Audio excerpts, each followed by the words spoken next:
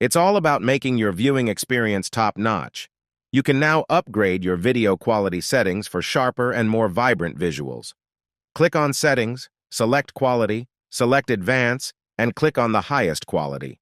Happy viewing on Yoruba.TV.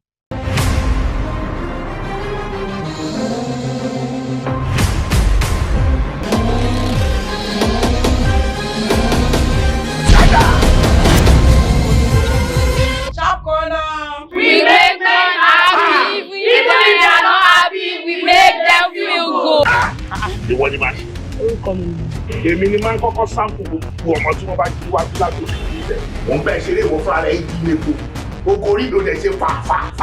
Ó wá ní kí n máa lọ pé òde lọ́wọ́ máa ṣe mí o. Ha! Máa ṣe ọmọ mi. Wèrè ọmọ yẹn o. Ó ṣe yéye. Ó pé wo ó ṣiṣẹ́ ju àwọn tó ń sanwó fún mi lọ. Gbogbo èyí tó ṣe yẹn mo fún ẹ ní give away mi nígbà wọn kọ̀bọ̀ lọ́wọ́ ẹ̀. Wọ́n bí o, wọ́n ní ará ọ̀run ìbára ayé rojọ́ bí mo ṣe ń wo ìkọ́ parẹ́. Mo sì wá ń dá mi láàmú. Bí mo wí fún ìwọ ló gbọ́.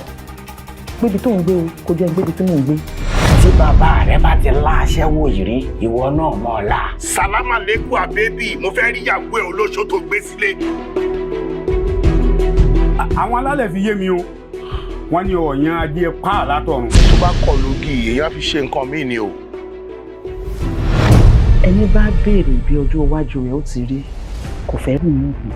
Ohun tẹ́nì yìí ṣe òun ló ń sọ gbogbo effort ẹ̀ lórí nǹkan tó ṣẹlẹ̀ yìí náà ló ń ṣàlàyé. Machine ló wá ló fi dà lálẹ́ gàràgà. Tí n bá ti rí nǹkan tí bàjẹ́ ni nǹkan tẹ̀ tí ń bàjẹ́ báyìí. Ó máa padà tán náà ni o. Bro, customer full ground o.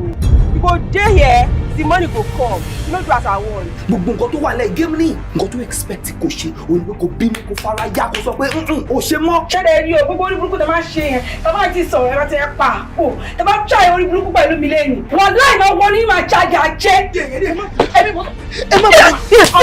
Ó fẹ́ báyàwó ilé sùn, ó ti change kò ṣe é mọ́. Ọmọ pọ̀ mi tó bá fọ́ mọ́. Ìyàwó ilé wo ni vacation ló lọ? Aláyé kí ló dé gangan? Mo ní machine ò sí bí báyìí. Ibo ló wà? Kójó ti lọ́kọ. Olóṣó marry. Machine dẹ̀ máa pèrò sínú hall. A máa ní you are married today. Kò sí ọkùnrin kan as no man will ever gorí mi mọ́ yàtọ̀ sí ọkọ tó gbé mi sílé. Ìjà fáwọn tó dé àríra gbà fún ẹ. Generation ẹ máa parẹ́ ni. Ìrànjẹ́wọ̀n ẹ máa kú dànù. Àwọn tó bí ẹ máa ṣòfò ni. Ó máa rà rírà. Wàá gbé ẹgbin lọ ní ìsẹ́ mi ni mo sọ bẹ́ẹ̀ fún ẹ. Kò ní jà bàbá ẹ.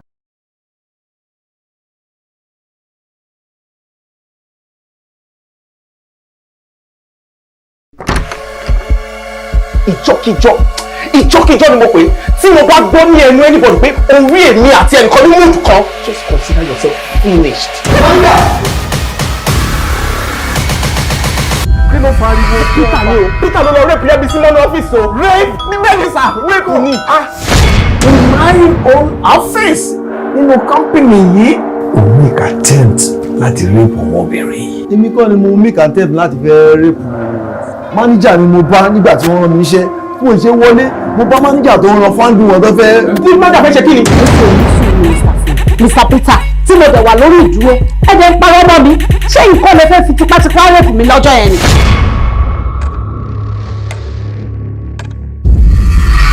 Mi ò sí bẹ́ẹ̀, mi ò pààyàn. Lékè ló kọ́ dédé pé mi tó ní pé wọ́n tún ti gbé imú sí lọ sí hospital.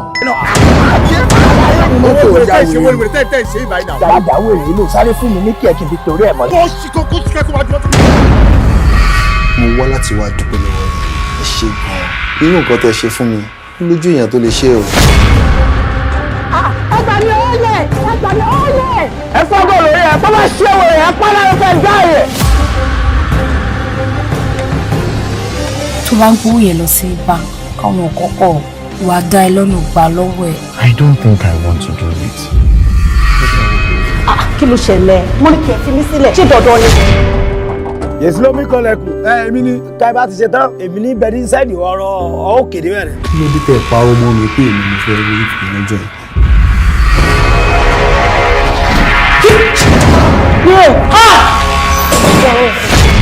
Ẹnu ilẹ̀ ní gọ́tà yẹ. Àfìgbà tí ìdá ẹ̀ gbẹ̀rẹ̀ lẹ́rù. Ta ni ìdánù mi àti ẹ?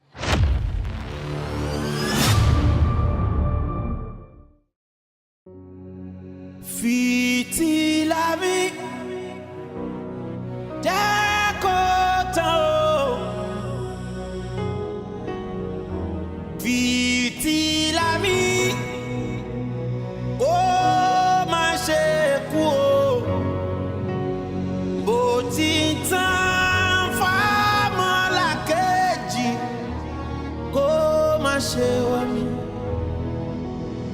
Tan ìmọ́lẹ̀ sáyé mi bàbá ọ̀run. Mímọ́ mímọ́ ni mo pè ẹ̀yin máa lè ka òde ọ̀run.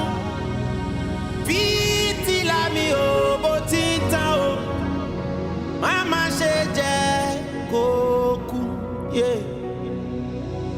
Mo ń bomi ní ọgbà ọlọ́gbà, jọ̀wọ́ wá bomi ní ọgbà mi.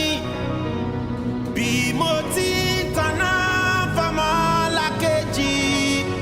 Ọkùnrin yìí kí ló tó ṣe báyìí fún mi? Báwo la wọ́n sí? Máa kí n tẹ̀ rárá, kò kí n ṣe mí. Mo wà ókè, mi ò sí àìsàn ṣe ní èrè ní ogun àìsàn. Ṣé bí mo ṣe máa ní nǹkan tó ṣe ní kọjá ọ̀gbọ̀n tó ń wò? Mo súnmọ́ kò sí kankan. Mi ò rí iṣẹ́ ìgbà gbogbo jẹ́ tí mo ń gbàgbọ́ ọ̀jọ́ bá tuyọ̀ ọ̀gẹ́ bá tuyọ̀ ọ̀gẹ́ bá tuyọ̀. Ṣé torí ẹ̀ ló ṣe fẹ́ ṣe ra ilé ṣe? Torí bí kò sí owó lọ́wọ́ ẹ̀ ló ṣe fẹ́ fi ìrònú dá ìsàn mí sí rẹ lára. Kò tó torí lóyún tí ó bá ní owó dàbí ẹni tí ó rà nígbà yìí. Wọ́n mọ́ sọ̀rọ̀ bẹ́yẹn. Ti rí nǹkan beautiful náà. Àmọ́ fún owó mi. Ọkọ mi o. Màmí. Ọkọ mi. Ẹ̀lẹ́ wa àǹtí, ṣé dáadáa ni? Bóò lára ẹ̀? Ẹ̀rọ tí ń bẹ́tà díẹ̀ díẹ̀. Ṣé ó dẹ́rù bà mí lẹ́ẹ̀kan? Ta ni? Màmí má bẹ̀rẹ̀. Fiẹ́nsì mi tí mo máa ń sọ fún ìrìn náà, ìyàwó mi fi tẹ́lẹ̀. Ọmọ dáadáa, ṣàlàáfíà ni. Pẹ̀lẹ́ máa dà, mú nǹkan. Mo sọ náà bí mo ṣe ń wọnú ilé ìbọn, mo sọ mo lọ́gbọ̀n òun. Ìyá ọgbọ̀n òun ọmọ ìyá yín lè ní ṣe. Ibo ló ti mọ̀ mí? Mo mọ̀ yín lórí igi ìrókò agúnregejégé. Yé ẹ gbà mí o, ẹ gbà mí o, ẹ gbà mí o. Akẹ́tù mélòó ló ní? Akẹ́tù 3 ni. Mọ̀rà ń rà. Kí ni wọ́n fi kìíní ṣe? Wọ́n fi kìíní gbẹ́dọ̀rá. Ìkejì ńkọ́? Ìkejì ló fi ń gbẹ́rù kẹrẹ ọ̀sán yìí. Nǹkan ti ṣe mí. Kí náà fẹ́ lẹ́ẹ̀kẹta ṣe? Ìkẹta ló fi ń gbàtà òde. Ó tiẹ̀ ti wá dáa. Ṣé olórí tàbí tá a bá dé yìí? Já fi mọ báyìí. Sórí inú ilé yìí ó ti dèwọ̀ fún ọ. Àtàrí àjànàkú ni kì í ṣe ẹrù ọmọdé. Ó lè fẹ́ ọmọ tèmi nínú ilé yìí o. Bẹ́ẹ̀ mo sọ. Kódà mo ti fẹ́. Ibi tó bá ní kí gbégbé má gbé ibẹ̀ ní gbé. Ibi tó bá ní kí tẹ̀tẹ̀ má tẹ̀ ibẹ̀ ló tẹ̀. Ẹ̀yin ni kẹ́ lọ ṣàgbéjẹ́ mọ́wọ́. Èmi rẹ̀. Bẹ́ẹ̀ni. Ọ̀nbá mi lérí lórí ọmọ tẹ́mi bínú. Mo pàlú fún wọn. Ó sọ pẹ̀lẹ́ láìdíà. Ẹ bá wà ní ṣóun ti fẹ́ máa lọ ni. Mo ṣẹ̀ṣẹ̀ dé ni mà. Mo dẹ̀ lọ́rọ̀ tó important kan tí mo fẹ́ bẹ́ẹ̀ sọ. Bóyá kò wọ́n excuse wa ní máa bọ̀ ká sọ. Kò jẹ́ ní ẹtì tó kó padà wá lọ́jọ́ mi ká lè ráyè ọ̀rọ̀ yẹn máa pẹ́. Ẹ máa wọrí màmí ò kánjú wọlé rí mọ́mì máa jókòó. Ò ní lè jókòó. Àwọn máa pẹ́ gan sẹ́ẹ̀ ká tó sọ̀rọ̀ ká fẹ́ sọ tán. Àtọ́jú lẹ́yìn máa dúró ní kí n sáré rohun kó ṣe ló fẹ́ ṣe. Èmi wò pé ká sọ̀rọ̀ tá a fẹ́ sọ tóun bá rẹ̀ díjọ́ mi à wá tiẹ̀. Àbí? Babe, I'll call you. Pẹ̀lẹ́ o. Kí mọ́ ní o. Ṣé jẹ́jẹ́ o, tí wá sì pé kó gbé kọ́ ọ.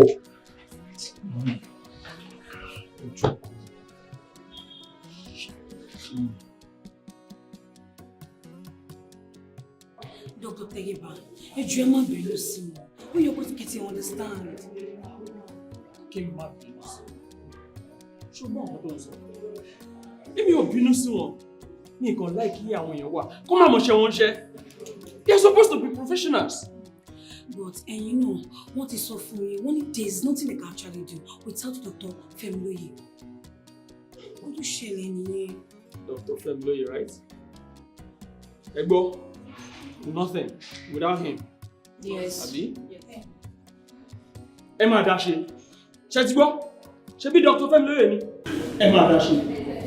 Dr. Tegeba, Dr. Tegeba, ẹ̀yin people.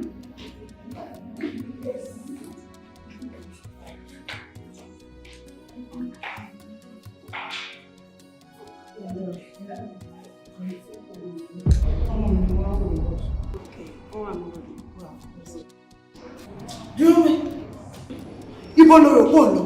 Kí ló dé tó o fẹ́ wọlé onílé láì kàgó lọ́wọ́ onílé? Irú ẹ̀gbẹ́ wo lélẹ̀? Àwa àtọ́nílé, àwa lọ́jọ́ nílé, àti wípé oní mi ò kágò, kò dìgbà tí mo kágò kí n tó wọlé. Nìkẹ́ni. Bó ṣe jẹ́ ni mo sọ fún ìyẹn. Jọ́rọ̀ ẹ̀yin wo lónílé? Ayálégbé lásán ni gbogbo yín lórí rẹ̀. Àbọ̀ wá bá nìyẹn, mi ò bá yẹn wá. Mo wá kí ẹ̀ nílò ni. Pé má jèlé tó gbé dání tó fi ń dá ìsàn padà sára ọmọ ọlọ́mọ kó o tó gbé jẹ fún omi ni kọ́kọ́ fún un. ní gbogbo ẹnu burúkú yẹn sọ ṣé wọn ló fẹ́ kọ́ mi ní nǹkan tí màá ṣe ni ta ni ẹ gangan. tó o wá fẹ́ mọ̀ mí tó o fẹ́ gbéná wojú ẹkùn láì ṣàwọ̀ má kọ́kọ́ fún un lómi mu àjẹ́ kó yẹ pé kíjìpá ìṣàwọ̀. ìwọ ṣe wá sára. ẹ̀rọ ọmọ ẹ ṣe gan ma mo wá wo ọmọ mi ní wọ́ọ̀dù ọmọ a ti move ẹ ní wọ́ọ̀dù tẹ̀wọ̀ a ti move ẹ lọ síbò mi nurse please take her to ẹ ṣe I'm fine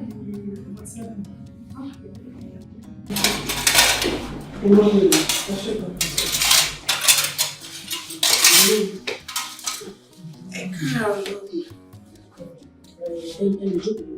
Ṣé oúnjẹ fún ẹ bá wọn lọ wá?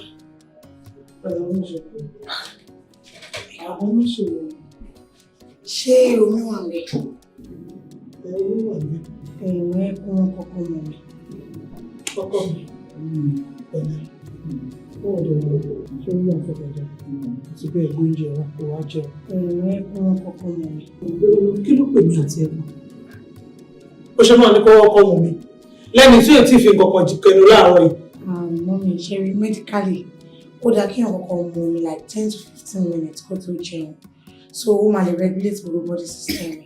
So ẹ jẹ́ kí wọ́n kọ́ mọ̀ mi náà. Then after that wọ́n lè jẹun. Ẹ ṣe oúnjẹ ló máa ń pọ̀jù. Táwọn orúkọ bá gbé ní ìsìn kílẹ̀ bẹ́ẹ̀ kì í sọ. Lọ bá dá tó bá kọ́ mọ̀ mi.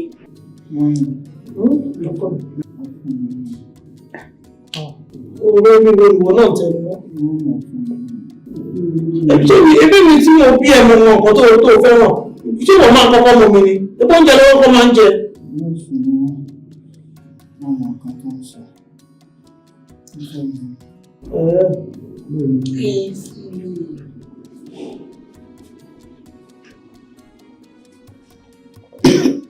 Sorry. Ẹ fi sílẹ̀. Wájú tí ń gan pọ̀ jù. Ṣé ẹ̀yin gangan ni nọ́ọ̀sì rẹ̀? Ẹbí nọ́ọ̀sì rẹ̀ yìí ṣé ẹ̀yin ni dókítà? Ẹ má bínú. Ẹ̀yin ni kẹ́ ẹ bẹ̀rẹ̀ ayé. Ẹ má bínú.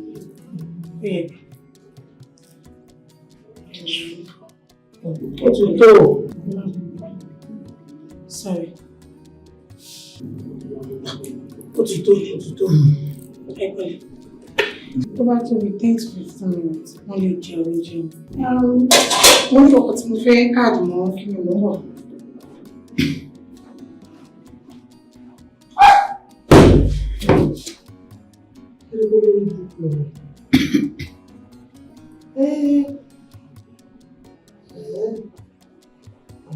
Tó bá jẹ́ òní dókítà tó ní bíbá yìí lọ, á ṣàlàyé fún mi. Kí ló ń dún mọ̀húrúmọ̀ mi nínú afẹ́fẹ́? Tó bá máa pa mí jẹ ni, kó bọ́ síta kó wá bá mi fà. Tó bá dẹ̀ mọ̀ wípé òun ò fẹ́ pa mí jẹ ni, kó yé dún mọ̀húrúmọ̀ mi. ń gbọ́ dókítà ń gbọ́ wọ́náwọ́ tí ń kọwọ́ nílé iṣẹ́ rẹ̀. Èèwọ̀ ká má rí. Ìta ti wá rí nǹkan. Kò yé mi ẹ tú mi sílẹ̀. Kò yé wọ. Kò sẹ́ni tó dì ẹ́ tẹ́lẹ̀tẹ́lẹ̀ o. Àmọ́ kò bá máa bọ́ sínú òde. Òun ló jẹ́ ká wá kì ọ́ lọ. Ẹran tí mo so sínú ilé iṣẹ́ rẹ lójú ayé rẹ̀ wọ́n sì tú sílẹ̀. Èmi lérò wípé ẹ̀yin lẹ tú. Sọ fún mi, ọjọ́ wo la dé nǹkan tó jẹ́ fún ara wa la tú? Dókítà, ṣó mọ ìdí pàtàkì tá a fi gbágbára lé ọ lọ́wọ́ ni? Kò mọ̀. Tó o fi ń dá bí ẹdun tó ń rọ̀ bí òwe. Tájé fi ń bugbájẹ níléeṣẹ́ rẹ̀. Ṣebí káwa náà lè rí bí farasin sí ni. Àwa wò mí o, tó bá ti wá di pé ọwọ́ ti ń kọwọ́, tí wọ́n ti ń dí wa lọ́wọ́ ọṣẹ́ tiwa, àwa ó kúrò lẹ́yìn ẹ̀hùn. Gbogbo èèyàn ló sì mọ̀ pé tí igi bá fi lè kúrò lẹ́yìn ọgbà, ọgbà ó wò ó. Pátápátá. Ẹ má ṣe bẹ́ẹ̀. Ẹ má ṣe bẹ́ẹ̀. Ọmọ yín náà ló jẹ́. Ọlágbà kì í wà lọ́jà fún mi. Torí bó bá máa wọ̀ yẹn gbogbo la ṣe wá kí ọ nílọ. Àmọ́ tó bá kọ̀ tí ọ̀gbọ́n iṣẹ́ ọ̀rọ̀ wa. Wo. Ẹ fún mi ní ọjọ́ mẹ́ta pẹ̀lú. Kí n fi mú sílẹ̀, kí n fọwọ́ kọwọ́, kí n fi ẹ̀mí dán ẹ̀mí wò. Ẹnikẹ́ni tí ì bá jẹ, agbára kágbára tí ì bá jẹ, oníbàṣe máa ń ṣe wọ́n. Ọjọ́ mẹ́ta. Ọjọ́ mẹ́ta. Wo tọ́jọ́ mẹ́ta yẹn bá fi pé tí a bá rí ìgbésẹ̀ kankan a jẹ́ kó mọ̀ wípé ẹran tó fà báyìí tí ó jà òun náà ń pè ní nọ́mọ̀.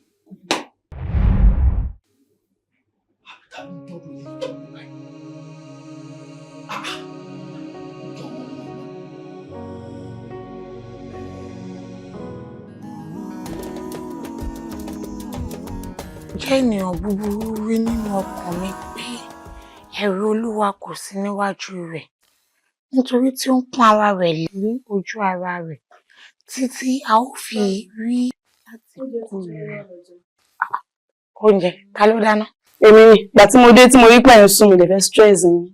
Ọkọ mi ń gbàwẹ̀ lọ́wọ́. Àwẹ̀ again kí ló dé èyí àwẹ̀ ọ̀la àwẹ̀ ọ̀sẹ̀ ìzú ìlò Ọlọ́run kú ṣe iṣẹ́ yín ni kí ló dé fẹ́ para yín báyìí. Gbẹ̀rí mi jẹ́. Bíbélì ní búburú ni gbogbo ọjọ́. Àwẹ̀ àti àdúrà la ó fi ra ìgbà padà.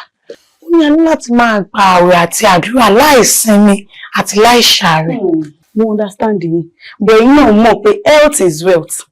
Ẹ má ṣe ra yín léṣe yóò gun olóúnjẹ yìí tẹ́fẹ́ sọra yín di takú ti Jésù. Ẹ kò máa sọra yín di arúgbó ọ̀sán ọgọ́ kalẹ̀ kí ló ṣẹlẹ̀? Gbẹ̀yìn ma ẹ ṣe. Ẹ bá ti break oúnjẹ yín wà ní kitchen kẹwàá lọ jẹ. Tí wọ́n máa break tó bá yẹ kí n máa break o ibi iṣẹ́ ló ti máa bá mi tọwọ́ máa tó rọ̀lẹ̀. Àmọ́ mi ò rò ó lè jẹ́ marathon mò ń gbà. Marathon. Tí mo ṣe jí láàárọ̀ yìí ni ẹ̀mí mi sọ fún mi pé kí n gbàwẹ̀. Ó jẹ́ mọ̀ pé ẹ̀mí lọ́lọ́run àwọn tó bá ń sìn. Sọ̀kọ́ tẹ́mi mi bá ti sọ náà ni màá ṣe. Ẹ̀mí yóò sọ fún yín pé kẹ́ jẹun. Ẹ jẹ́ fura kó má jẹ́ pé ẹ̀mí yín gan fẹ́ kúrò lára yín. Ẹ má wà careful o. Kí ló ṣẹlẹ̀? Kí ló wá ṣẹlẹ̀? Kí ni jẹun ni? Oúnjẹ kí ni? Ẹ̀mí tí yóò sọ fún yín pé kẹ́yìn gbàwẹ̀ rí. Ẹ̀mí yóò sọ fún yín pé kẹ́ gbàwẹ̀. Àwọn tí ogun ò jà gan wọ́n ń gbàwẹ̀ lójú méjèèjì tẹ́mi ń darí wọn. Ṣógun jà mí. Lógun ogun rẹ nídìí. Ẹ ti lò tán. Sísá mi ti rí ogun wọn ti tán. Kí ló dé tó ń bá bọ́dà sọ? Kí ni mo sọ? Wọ́n ní ogun àwọn ti tán. Ẹ̀mí ò lè sọ fún yín bẹ́ẹ̀. Ó fẹ́ mi náà. Kò sóúnjẹ fún yín. Ẹni mímọ́ ọ̀làfẹ́ ó ní ọ̀rọ̀ ẹnu rẹ̀.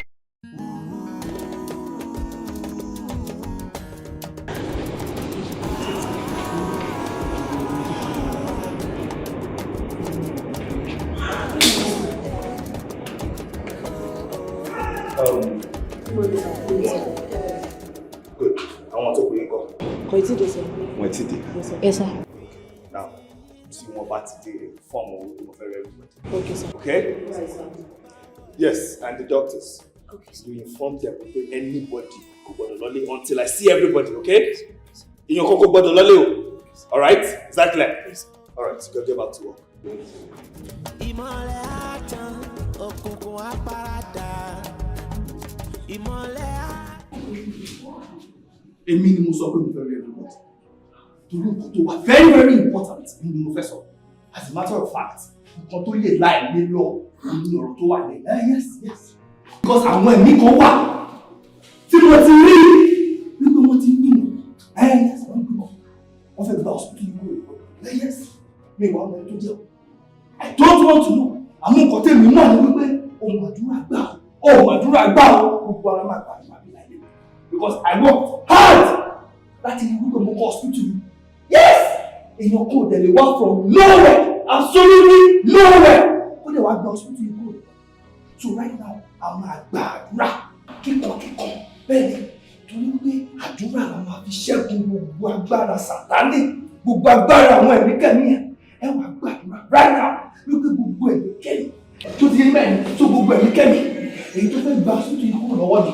Gbogbo àwọn ẹ̀mí yẹn kí ogun ọ̀run máa ṣẹ́ wọn kí ogun ọ̀run máa àdúrà lórúkọ yẹn gbogbo àwọn ẹ̀mí kẹ́mi àwọn ẹ̀mí yẹn èyí tó fẹ́ gba hospital yìí kúrò lọ́wọ́ mi. Ọ̀pọ̀ ọ̀pọ̀ máa ṣẹ́ gbogbo wọn wọlé máa ṣẹ́ wọn wọlé máa ṣẹ́ wọn wọlé máa ṣẹ́ wọn wọlé máa ṣẹ́ wọn wọlé. Ìmọ́lẹ̀ àtàn òkùnkùn àpáàdà. Ìmọ́lẹ̀ àtàn òkùnkùn àpáàdà. Kí ló dé tó ń dí mi lọ́wọ́? Kí ló dé tó ń bẹ́ mi lọ́wọ́ lẹ́nu iṣẹ́ mi? Torí pé òkùnkùn ni ẹ́, òkùnkùn ọtí lè jọba níbi tí ìmọ́lẹ̀ wà, ìmọ́lẹ̀ nínú èmi nísìnyí orí rẹ̀. Gbẹ́ni dákẹ́jàre. Ó mọ̀ mí ni o. Ó mọ̀ pé àgbà ni mí nínú àwọn ògbólógbò. Ọmọ ọ̀dọ̀ àgbà sí ni mí láwùjọ àwọn ẹlẹ́yẹ. Torí pé mo ti bá gbàjẹ́, mo ti bá gbà mú. Ẹnikẹ́ni tó bá dẹ̀ fẹ́ dí mi lọ́wọ́, ó di dandan kó kú bájá ṣe kú tòun tògbóró. Ó di dandan kó tẹnu gbó bí ọwọ́. Ó ṣèwọ̀. Iná ni mí, mi ò ṣe é dojú kọ. Agbára ni mí, mi ò ṣe é dá dúró. Dìgbòlẹ́gùn dìgbòlẹ́gùn. Bí labalábá rẹ bá dìgbòlẹ́gùn mi, aṣọ rẹ̀ ó yà gbàgàdà bí ọwọ́ aṣọ ni. Kò wá yé ọ ni o wípé ìgbà là ń pa kò sẹ́ni tó ń pa o. Bàbá gbọ́pọ̀ lọ́tí kì í ṣe kọ̀ọ̀kan. Ó di dandan ká gbé jùlẹ̀ ni. Gbé mi jùlẹ̀. Irọ́ ni bí bá gbẹ́kẹ̀ ẹlẹ́ra ìgbẹ́jù síná omi ni mí ọ̀tẹ́ omi ayé o gbàdúgbàdù omi ọ̀ṣẹ̀ òwújì ọdí ọ̀fù ọ̀ṣẹ̀rẹ̀ ọ̀ṣẹ̀rẹ̀ mọ̀gbó tó fọ́ mi tí ẹlẹ́ tó lọ rè pọ́n mi ẹlẹ́yẹ adáwọ̀ mi òkú adáwọ̀ mi ọ̀sà àtòkù àtọ̀sà omi níṣe omi ni mí omi ọ̀lápá omi ọ̀lẹ́sẹ̀ wúkú omi o. Èmi ni fìtílà.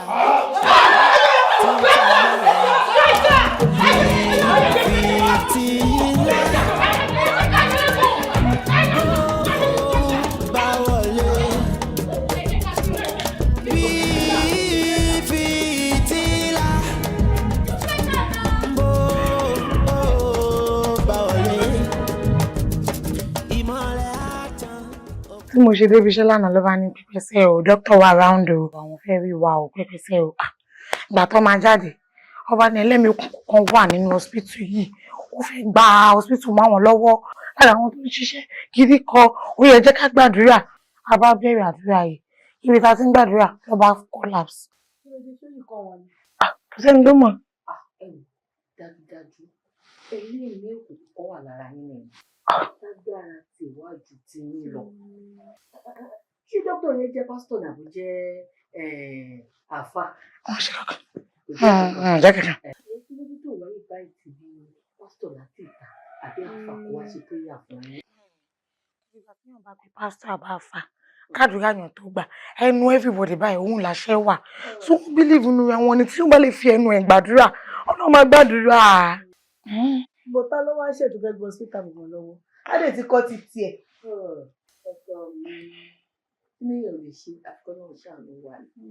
Ọbẹ̀ tó bá ti dùn báyìí lọ́wọ́ èèyàn máa ń fẹ́ jẹ. Ọlọ́run má jẹ́ ká bí lórí burúkú ọkọ̀ fún mi. Oríṣiríṣi láṣẹ pé àwọn náà lẹ́bi tí wọ́n máa ń gba hospital mẹ́lẹ́lẹ́nu lọ́wọ́.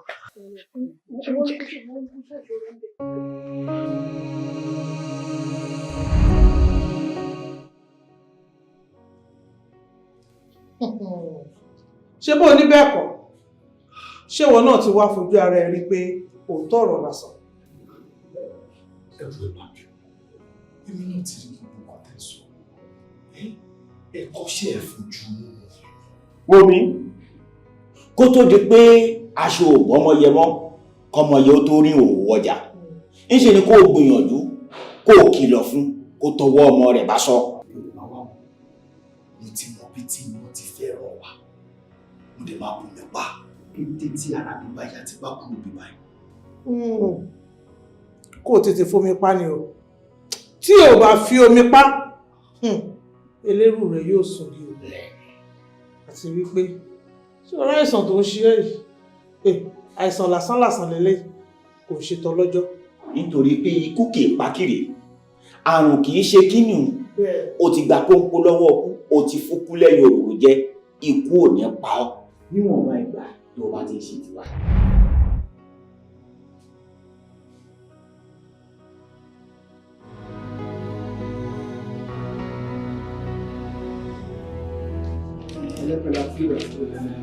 Nọ́ọ̀sì ẹ wá ẹjọ́ ẹ bá mi gbà á àbí àti débè tó fi ọ̀rọ̀ ẹjọ́ ẹ bá mi gbà á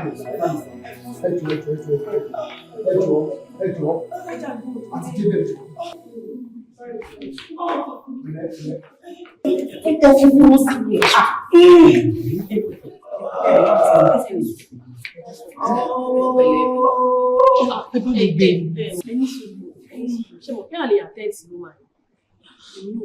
But why you in pains now? They need attend sí. Gbogbo àná làwọn fẹ́ tí Dr. Fẹ́mi lóyè bá sí around. A lè attend sí wọn. Kí la wá fẹ́ ṣe sí?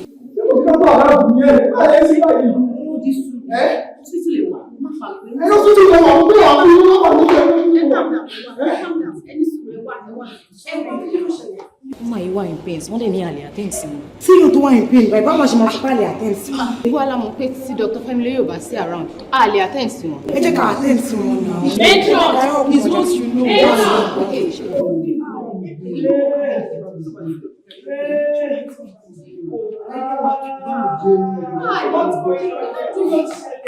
Matron, o tí wọ́n máa ṣe ń lébọ̀, wọ́n jẹ́ ní pé àlè attend sí wọn.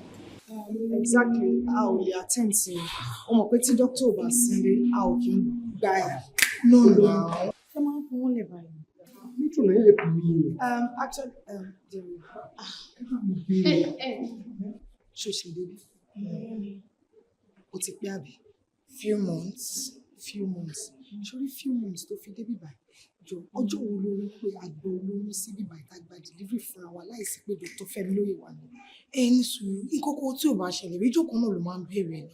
Ẹ kò wá ṣe ọjọ́ òní, kò ní ṣe ọjọ́ òní tí dókítà sì gbé jẹ́ kó gbé wọn kó máa gbé wọn. Ẹ má ṣe báyìí náà, wọ́n lè wá in pain. Ṣé báyìí kò máa lọ sí tó bá lọ bímọ sọ́nà, ọwọ́ tí kòkó bá lọ ṣe ń kọ́. Ẹ kó bímọ sọ́nà kó ṣàbá bí sí bíbá yìí. Àwọn ò lè ṣe why you doing like this? Ṣé ẹ lè take delivery ni? Tí ìbá mọṣẹ́ débẹ̀ mo lè cover yín náà. Tí mi ò bá mọṣẹ́. Jọ mi ò mọṣẹ́ ni mo gba position tí mo gbà. Ẹ̀fọ́ ni ẹ lè jẹ́ ìbòmí ilẹ̀ good sí náà. Ó ṣe gbìyànjú ló mọ delivery take. Lẹ́nu ẹ̀ kò sí wàhálà. Ṣorí ọ̀rọ̀ tó ń fa ẹsẹ̀ ọwọ́ mi ò sí. Ẹ jẹ́ ká yọ ọkùn. Má dé má dàda kúdà. Matron kí ni ẹ ká yọ ọkùn. Ẹ wo etí ń pé lórí ẹ ká yọ ọkùn. Ẹ jọ ẹ máa ní láti gbé wọn lọ sílé ọ̀ kẹ́ gbé wọn lọ sí hospital mi bọ́ tí bíbá a ò lè gbà ẹ jọ ẹ ṣe fún mi. Ó ti rẹ mí mi ò lè lọ́bi kọ́kọ́ mọ́ ẹ ṣàánú mi. Ṣẹgbọ́n kò lè lọ ẹni gbé mọ́. Ẹ mọ̀ ní tàrí débí ni. Matron, ẹ ká ṣe kìíní, ẹ ká ṣe ipò ní ká yọ ọkùn máa ń nà ọ́. Kò sí wàhálà ká gbé wọn. Ali, have you got?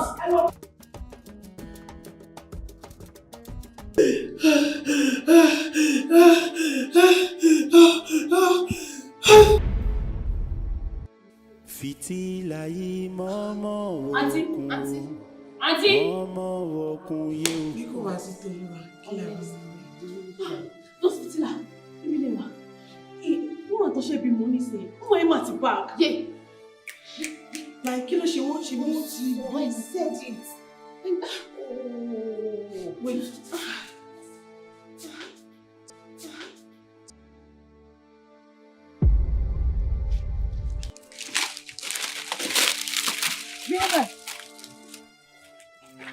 Ibo lo rò pọ̀ lọ?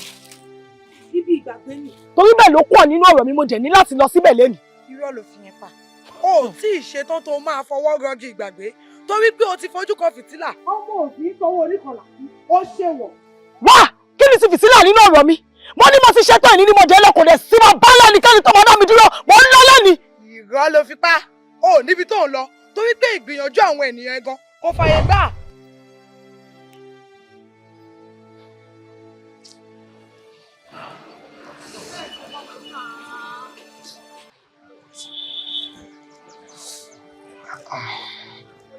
Àbókí, mo fẹ́ ṣe ìtọrẹ àánú yìí torí ìyàwó mi tó diwọ́ dìṣẹ̀ sínú kó má bóyún kú bó ṣe wúre ní kó sọ re kẹ́mi ẹ̀gùn Bá mi ṣàmì sí àbókíjọ. Thank you so much. Fún ìdí èyí, ìsìnkú àwọn mi ti padà lẹ́yìn ẹ̀. Padà sójà ayé kó máa lọ bá àwọn kan yẹn. Àǹtí, kí lẹ ń jókòó ṣe ń bí báyìí? Kò sí yẹ kẹ́ wà ń bí báyìí. Inú ilé ló yẹ kẹ́ ṣì wà ẹ̀ ní láti jókòó sí bí báyìí náà. Ṣé bẹ́ẹ̀ àǹtí? Ìyá bíbí, báwo lára yín? Ṣé wà òkè? Àwọn tí wọ́n wọ nínú wọ́ọ̀dù mi ò bá yín bẹ́ẹ̀. Kí lẹ ń ṣe ń bí báyìí? Náà ni mo bá wọn sọ látàárọ̀ mà. Wọ́n ní mo wà òkè, kò sí ìkọ̀kọ̀ tó ṣe mí. Mà, ṣẹ̀yí láti ìgbà táǹtí tó ti bímọ, wọ́n kàn kanra ni. Láti àárọ̀ dalẹ́ báyìí, ara kíkan yìí náà ni. Actually, bó ṣe máa ń ṣèyàn náà ni tí wọ́n kọ́kọ́ bímọ. Uncle, kò dẹ̀ jẹ́ kẹ́yìn náà wá jẹ́ kó jókòó sí i báyìí. Owó ọ̀dùn ló jẹ́ kó wà kó máa relax. Àti èèyàn tó ṣe bímọ. Mo ti bá sọ pé bí ìkọlù jẹ kó wà. Àfìgbà tó fagídì sọ pé ibi tó wù láti jókòó sí náà rẹ̀. Bí abẹ́ dé ìsìn ṣá, ìyá bá sọ, á tẹ̀lé. Ibi ìgbà òun ṣe ibi tí wọ́n lè jókòó sí. Bẹ́ẹ̀ni. Ma'am, ẹ máa ní láti tẹ̀lé mi kẹ́ lọ fọmọ yín lóyún nǹkan take care of me. Oya, let's take care. Ẹ fi sílẹ̀! Ẹ fi mí sílẹ̀!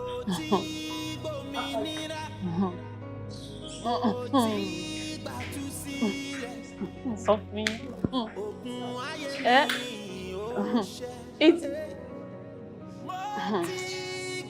Omi o, omi lábùwẹ̀, omi lábùmú, a kì í bómi ṣọ̀tá aráyé.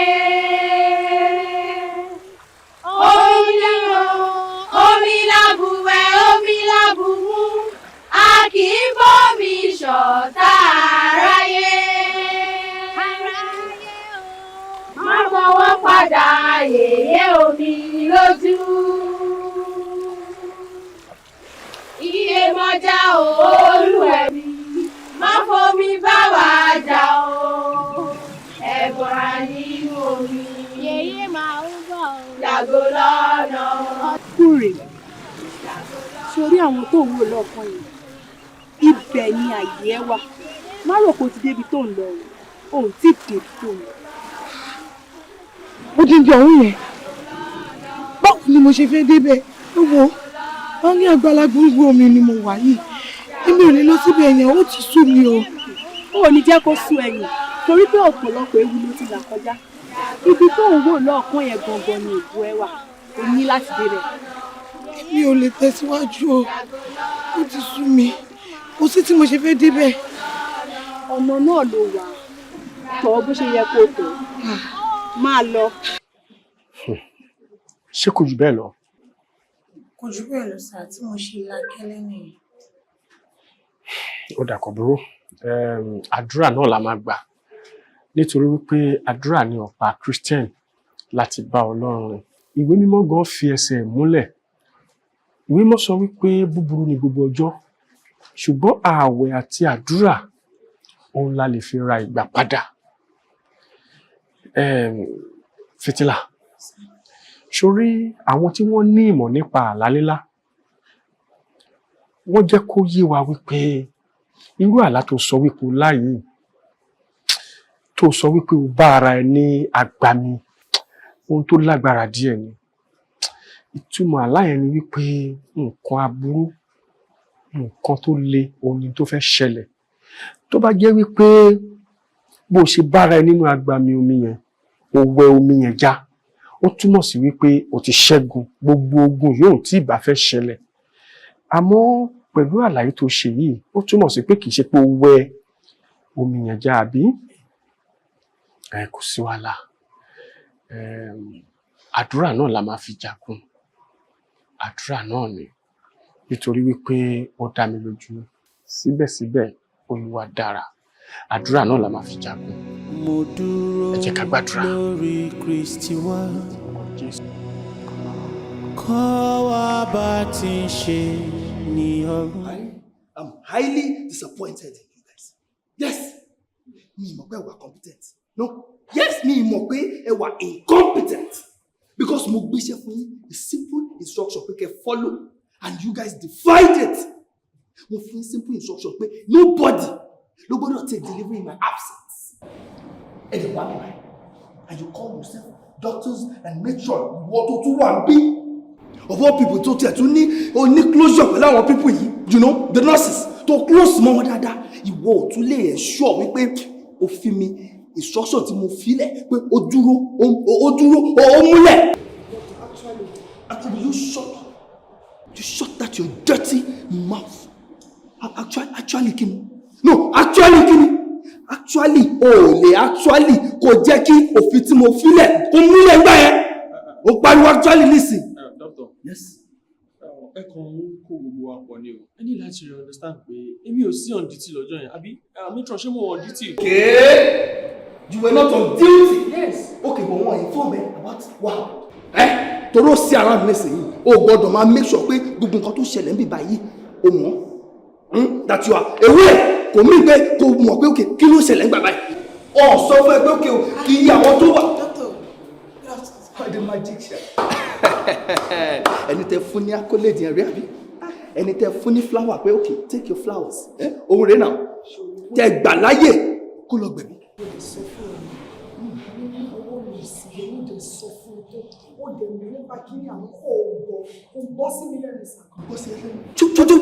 Sórí tí o bá ń ṣe profession yìí, ó yẹ kí n fi ọwọ́ sí i, kí n fi gbá ojú ẹni.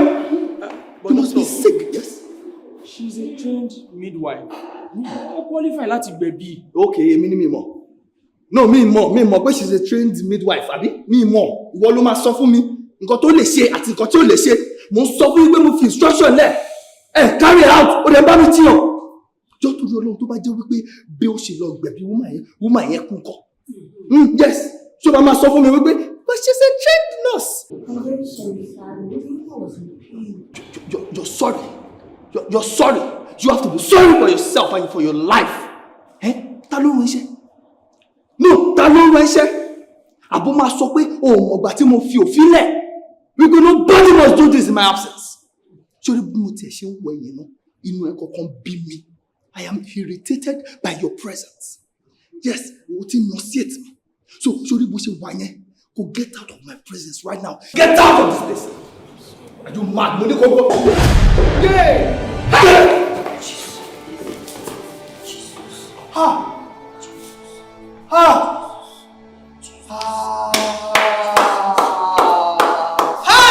Ẹ ti ń ṣàwọn bíbá yìí. Èmi ò mọ kọ́kọ́ pa ẹ̀wọ̀n ọ̀gẹ́ yìí. Ẹ ti ń ṣàwọn ní bíbá yìí. O máa sọ fún mi pé o mọ̀ pa. Sórí wíìgì orí ẹ̀ gbé ìmú ti.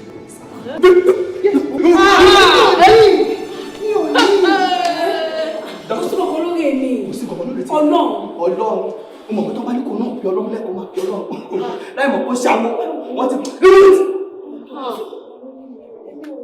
Ẹni olórí oṣù ṣẹ́rí gbogbo nǹkan tó ṣẹlẹ̀ yìí èmi àti ti jọ tẹ̀sẹ̀ wọ́ ṣòkòtò kan náà bó ṣe wáyé by the time I am through with you guys ẹ máa gbọ́ Ọlọ́run lọ́gà ẹ máa ṣe kí ẹ máa gbọ́ Ọlọ́run lọ́gà you feel me mad.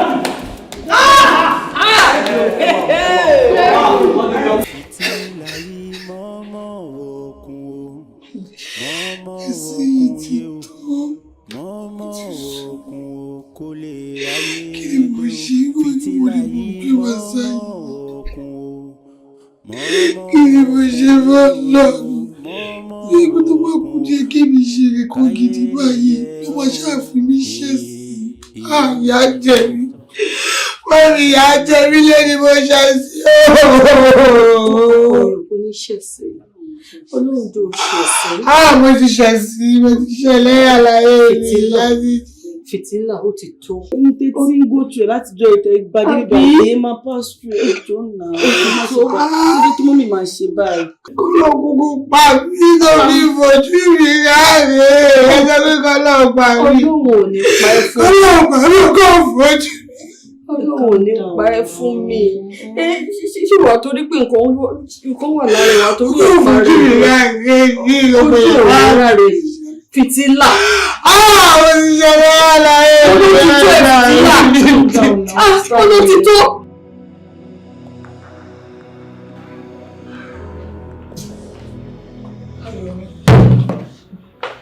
Gbogbo nǹkan tó ń lò yìí kó tó lò. Ìwọ náà lè ṣe náà. Mi ò ṣàlàyé tó yìí ṣe. Babe, ṣorí tó bá ń tọ̀nà lórí tọ́rí. Èmi personally mo mọ̀ pé nǹkan ṣe mí, so you don't need to tell me. O ní kò tóró. Má sọ bẹ́ẹ̀ mọ́. Jọ kí ni òtóró náà rọ ayé mi? Gbogbo bí tí mo submit proposal sí pátá, they keep saying they will get back to me, they will get back to me, they will get back to me. None of them get back to me. Just imagine Jide of all people. Jide tí mo trust yìí pé okay tó promise me ní heaven and earth. Tó ní pé òun máa make sure pé wọ́n fún mi ní contract yẹn. Going to like a week now, Jide is not picking up my calls. He's not responding to my text message. He ignored my WhatsApp messages. Mo tún rí ẹ̀kí picture on Instagram, on post. Ó dẹ̀ pé mo ti dé fún mo ti di nuisance. So what are you saying? Wọ́n náà rọ̀ mi ò tóró. Okay, just wọ́n bí bàyìí sìn. Mo sọ fún ẹ, mo ní pé okay tó bí bá láti expire, pé mo fẹ́ move lọ sí better apartment, àgbàbí tó tóbi, tó máa accommodate ní àti ẹ. That was what I told you, right? Ṣé ìgbà tí mi ò tiẹ̀ tí rówó bíbá ìṣòwò máa expire sí? Mi tí rówó bíbá ìṣòwò débi pé mo fẹ́ rówó gba new apartment tá à ń sọ̀rọ̀ bẹ́ẹ̀ bí 2.something million naira. Ó wá ní nǹkan kò ṣe mí, o sọ pé ọ̀rọ̀ mi ò tó rò. Báyìí tó ṣe sùkúsù lọ́rùn fún tó lòun bá dé gbogbo nǹkan tó sọ ó kiri níwájú Ọlọ́run lákòókò náà ó ní ìgbẹ́kẹ̀lé èèyàn asán ni Bíbélì jẹ́ kó yé mi pé ìgbà tí Olúwa dé kó lọ sí òní padà àwọn dàbí ẹni tó ń lálàá ni. Let's just be hopeful. See, I'm hopeful. Do you believe in God? Yeah, I do. Do you know it's God that answers prayers? I know.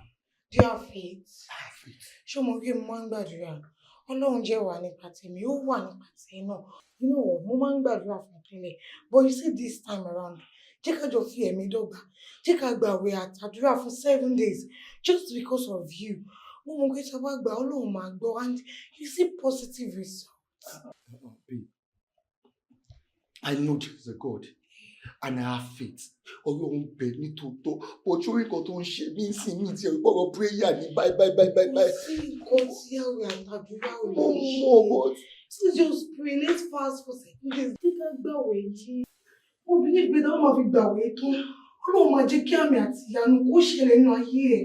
I believe in God and I know He will do it. Kò sí nǹkan tó ń ṣe mí sí yìí. Àwẹ̀ bíi ti báwo? Àwẹ̀ kẹ̀, àwẹ̀ bíi ti báwo? Àwẹ̀, a máa rí Pọ́ọ̀lù sọ. Àwẹ̀, lẹ́ni tó ní ọ́sà. Ṣé wọ́n rí ibi tí ẹni tó ní ọ́sà ti ń gbà àwẹ̀ rí?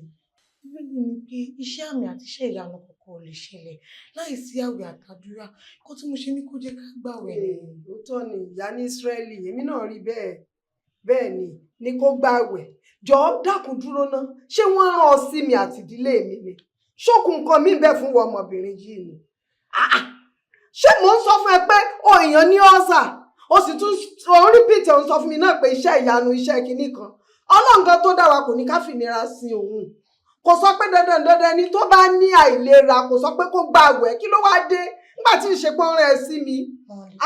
Ẹ má bínú ṣe àníyàn làwẹ̀ bójàgún 12 kó tí ìbọn kò ti lè gbà kí kò dìgbà tí ó bá máa fi tẹ̀.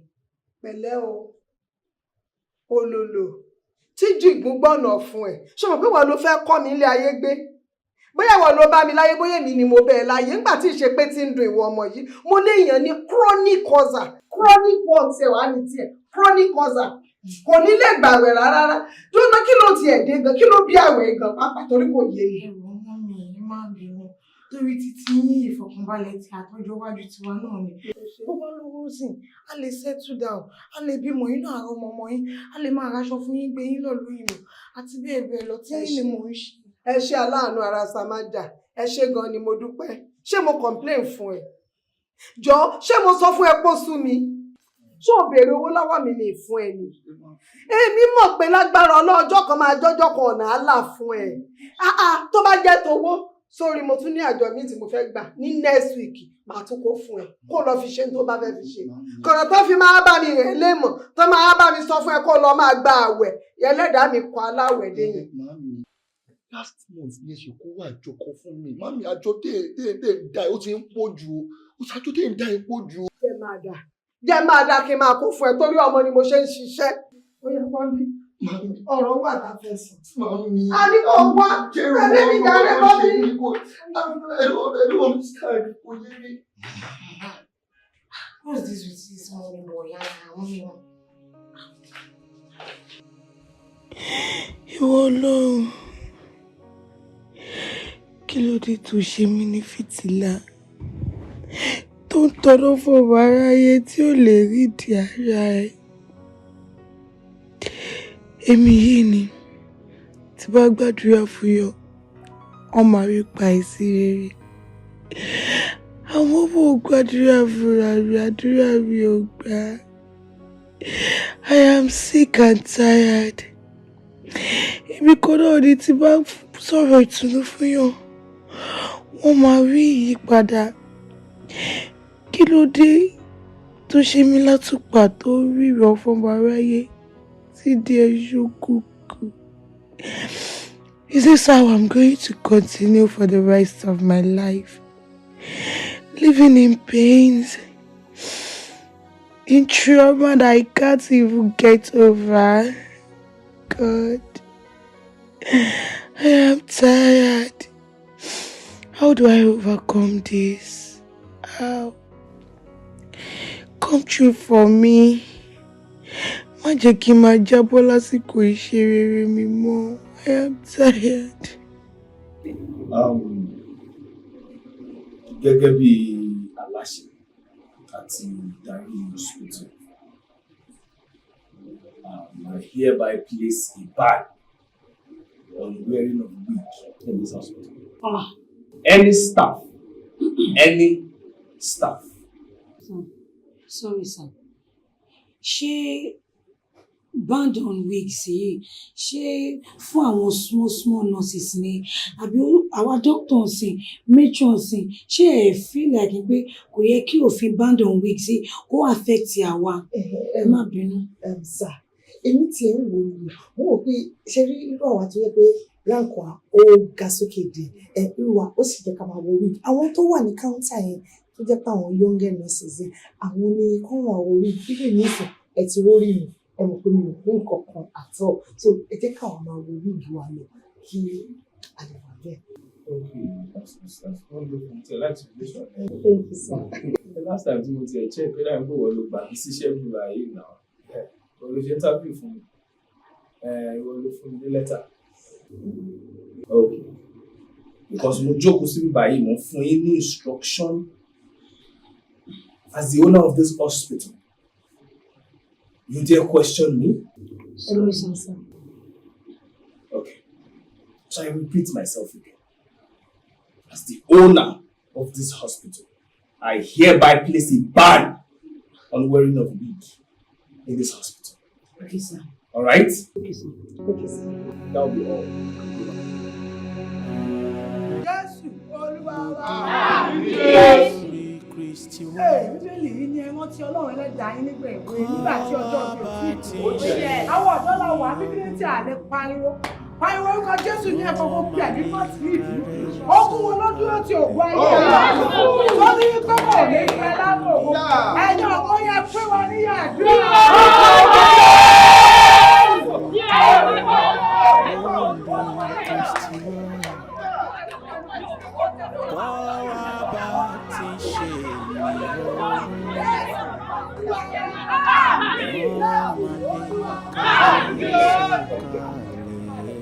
Adékẹ́ ọ̀nì yẹn kò kètò Ọlọ́run. Tí wọ́n ní Jésù Olúwa rẹ̀ ká mi yẹn mẹ́ta kó dún bí iná.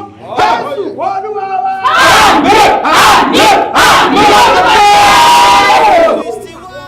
Wọ́n sọ̀rọ̀ ògo rẹ̀. Wọ́n sọ̀rọ̀ ògo rẹ̀.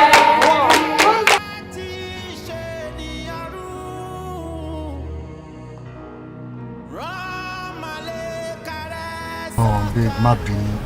Mo mọ̀ pé níjọ́ mẹ́ta yóò ń pè mí, ó jẹ́ ká rí, ó jẹ́ ká sọ̀rọ̀, ara yìí sọ̀rọ̀. Níjọ́ mẹ́ta ó gba àwọn contract mi, mo kàn ń gẹ̀tẹ̀ ni. So I need to put my focus on it. Kọ́ mọ̀ pé bọ̀bọ̀ yìí ó mọ̀ nípa ṣe, ó mọ̀ nǹkan tó ń ṣe. Àdúrà tàdé nígbà náà ni pé ká máa rí bá ti ṣe ká máa rí náà tó gbà. Agbára Ọlọ́run báyìí la màmá. Àmín Jésù, àmín Jésù. I'm so happy. Nǹkan tó ní o fẹ́ bá mi sọ. Nítorí owó tó bí mi yẹn. Mákìlì kan ṣe owó tó pọ̀. Mo kọ̀ wí pé since tí mi ò tí ì ríṣẹ́ mi pé bóyá kí n máa ta oògùn àti pé mo ní license àti ta oògùn. So kí máa kiri oògùn for now and it's time. Tí wọ́n ti máa padà gba ṣọ́ọ̀bù ọ̀hún bóyá máa rí ṣe sí hospital mi ni I think that will be better but kí n ti ṣe ìbéèrè pẹ̀lú kankan. That's a beautiful idea. I'm so proud of you. Ṣùgbọ́n pé kí obìnrin wà kó mọ nǹkan tó ń ṣe ó fẹ́ mọ bó ṣe máa sọ méjì di mẹ́ta láti support ọkọ ẹ̀. Ó máa ń jẹ́ kó rí ọkùnrin wú ní pé nínú ìyàwó tó ń fẹ́ ó wà hardworking ó wà supportive kò ṣe pé tí dájú ò bá dé á jẹun tí dájú ò bá dé á mú. No, that's a very good idea and I'm very happy you are in my life. Ó mọ nǹkan tó máa ṣe fún mi. Ó ní iṣẹ́ kan tí mo gbà tí n bá ti parí iṣẹ́ yẹn owó tó bá ń kù máa send this account ẹ̀ kó fi bẹ̀rẹ̀ nǹkan tó fẹ́ ṣe. Thank you so much. I appreciate it. Agbára Ọlọ́run ò ní fi nǹkan tí àrò kò ní fi bà ìtàn rẹ jẹ́. Ìtàn rẹ lọ jẹ́ nǹkan ní fi bà ìtàn rẹ jẹ́. Thank you so much. Má stress ààrẹ bá ti ṣe oníṣẹ́ náà. Èrè ni yóò máa ná babe stop, don't worry.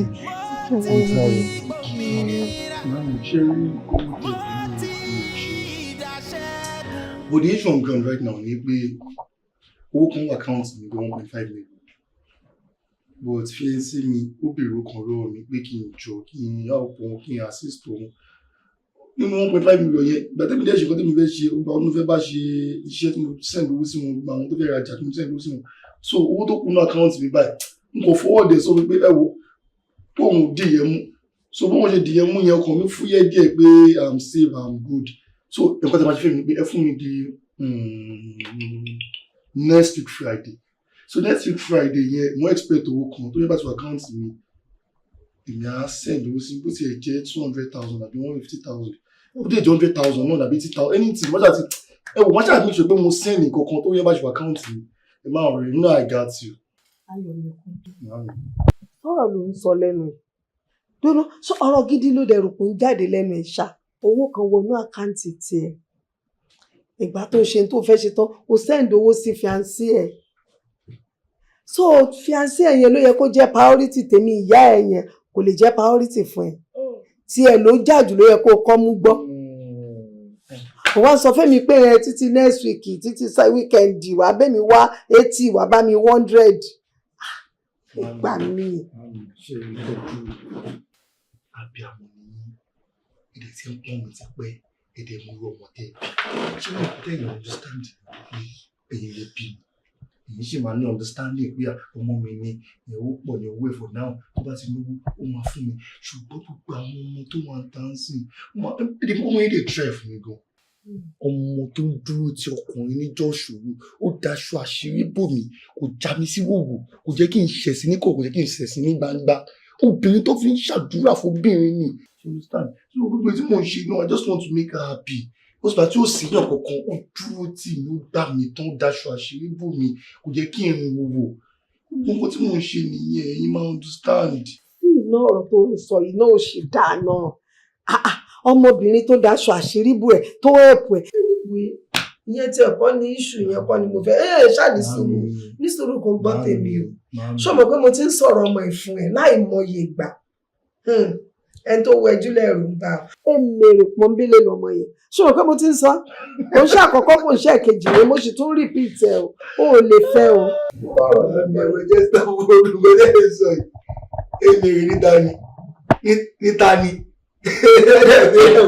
ẹjẹ sọkọ fún yín understand nípa ẹ ọmọ tó jẹ́ pé bẹ ṣe ń wo yẹn mami tó bá bẹ̀rẹ̀ sí ní brief mi tó bá bẹ̀rẹ̀ àdúrà ní 10 p.m. ó di bí wá bí 4:35 a.m. nífẹ̀ẹ́ kó tó stop ó máa tọ candle báyìí tó máa bẹ̀rẹ̀ sí ní gbàdúrà ẹ pé gbogbo ogun ayé mi kò sí bible verse tí ó mọ̀ from Genesis to Exodus tẹ bá ní kó bẹ̀rẹ̀ sí ní quote àwọn bible verse fún yín ẹ máa jókòó pé ibo ni ó ti gbọ́ oríṣi mọ gbogbo nǹkan tó mọ̀ ẹ́. ó jẹ́ mèrè àbí torí pé ó mọ bible verse lóríṣiríṣi yẹn torí ẹ̀ ni ò kì í fi ń ṣe mèrè àbí bẹ́ẹ̀ kọ́ anyway mi ò tiẹ̀ bá ẹ náà mo ti gbọ́ mo ṣáà sọ tèmi mo ṣáà mọ̀ pé ọmọ yẹn ò lè fẹ́ ó àlọ́ ò lè fẹ́ sẹ́ẹ̀ kò tọ̀rọ̀ nìyẹn you like it either you like it or not ó lè fẹ́. tí bá dẹ̀ ti ń sọ ìyìnbó ẹ̀rọ mi ló ń bí yín ni. ó ti jẹ́ iye náà kẹ́rì sí. Báwo lẹ sọ bó ṣe ń ṣe yín gangan? Gbogbo wájú orí báyìí ló ń fọ́ mi. Tí ẹ̀ mo ti jókòó sí ìbá pé bí àtẹ bá kọjá kí n lè rí. Ṣé rí wàhálà ò fi ṣọ̀rẹ́ ara? Ẹ wò stress tẹ máa ń fúnra yín ṣe ó ti pọ̀ jù. Ẹ gbà. Ṣé rí tẹ bá ti lò ẹ lo méjì ní ìsinyìí tó bá ti di after 6 hours ẹ ti lo méjì tẹ́yẹ ṣe wà ìṣẹ́ ti jẹun. Mi ò tí jẹun o. Oúnjẹ tí mo jẹ lẹ́kẹ̀ẹ́ta tí mo jẹ lílé kò lọ lẹ́nu mi. Ẹ̀jẹ̀ lára yín ò yá. Abọ́ lílé ìsàlẹ̀ mi ò kò lọ lẹ́nu mi ni. Pléètì mẹ́ta ò lọ. Ẹ gba omi sí kẹ́ lò tẹ́ bá ti lo méjì sí kẹ́ try get rest. Kí sun tí bá ti lò tán àbí? Rest. Mélòó? Méjì náà méjì. Iye olóúnjẹ jẹ fún lómi mà. Ṣé lómi mà? Ẹ pẹ̀lẹ́. Ó yẹ fẹ́mi lówó 650. Transfer rẹ bàbá. Mo gba transfer lórí 650. Ṣé máa fi charges? Charges. Ṣé máa fi charges? Iye olóúnjẹ fún mi ń káṣẹ jọ charges yẹn owó kan tún ni lọ́tọ̀.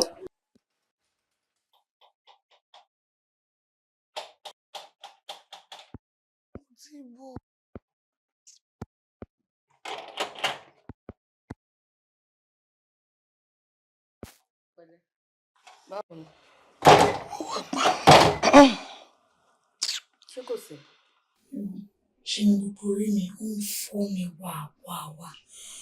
Ó dàbí pé kí wọ́n ṣí forehead mi báyìí kọ́ ọ̀nà bá mi mú omi sí. Nígbà tó fi rẹ̀ ṣe ní fìtílà, owó kíní ó máa ṣàjèjì sí ẹ̀ náà. Ó mọ iye kiri tó ti kiri. Wọ́n ló máa jẹ́ kó rí máa fọ́ ẹ bẹ́ẹ̀ yẹn. Pẹ̀lẹ́, pẹ̀lú ọkọ mi. Irú orí tó ń fọ́ mi yìí, irú ẹ̀ ti ṣe mí láyé. Òun fún ẹ mú ògùn tó máa lò. Èmi kọ́ ni màá jú ògùn fún ẹ. Lọ lo ògùn kó o ṣí gbogbo ètò kó sórí ẹ̀ kó o ṣí kalẹ̀. Kó o domi lé lórí kí ọpọlọ yẹn lè tutù. Ṣùgbọ́n ọkọ mi pẹ̀lẹ́. Iṣẹ́ rẹ̀ lágbára Ọlọ́run. Iṣẹ́ rẹ̀ pẹ̀lẹ́. Ó ṣàjèjì ní ìkiri yẹn náà ti pọ̀ jù.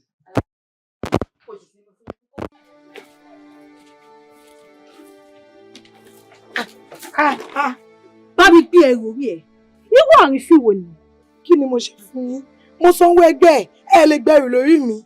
Ẹgbẹ́ ayé àbí tọ̀run? Ṣé bọ́n ní ẹni tí ò bá lẹ́gbẹ́ láyé kò lè lẹ́gbẹ́ lọ́run? Èèwọ̀ ni fún ẹ láti ru ẹrù sórí. Kò sọ ẹrù orí ẹ̀ kalẹ̀. Èmi ò lè sọ orí mi kalẹ̀ o. Torí oko òun àkànjẹ ni mo wà. Ó ní ọwọ́ tí ò bá ṣiṣẹ́ kò yẹ fún oúnjẹ. Mi ò lè gbẹ́rù orí mi lẹ̀ o. Ìṣẹ̀dá ẹ̀ ò kí ń ru ẹrù. Ìṣẹ̀dá ẹ̀ ò kí ń sin ènìyàn. Ìṣẹ̀dá ẹ̀ ṣe ṣẹ̀dá mi. Ẹ fi ìṣẹ̀dá mi lọ́rùn sílẹ̀. Ìṣẹ̀dá mi ò ń síyàn. Ìṣẹ̀dá mi ò ń ṣe gbá. Ìṣẹ̀dá mi ò ń ṣàrò. Ṣé ìṣẹ̀dá mi fẹ́ jìyà kú ni? Àbí kí ni ìṣẹ̀dá mi fẹ́ máa jẹ? Ìwọ ló mọ nǹkan tó ń wá kiri. Nítorí nǹkan tó máa jẹ ó wà lọ́wọ́ ẹ̀. Ìṣẹ̀dá ẹ̀ ti gbé nǹkan tó máa jẹ lé ẹ lọ́wọ́. Ìwọ ni kó mú ọ̀nà àti lọ báyìí. Ó yá gbé ẹrù orí ẹ̀ kúrò.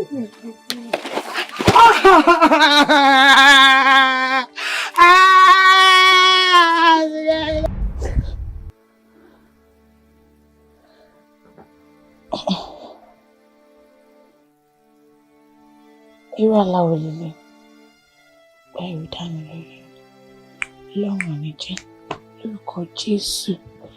Ayé ò ní dẹrù mímọ́ lórúkọ Jésù.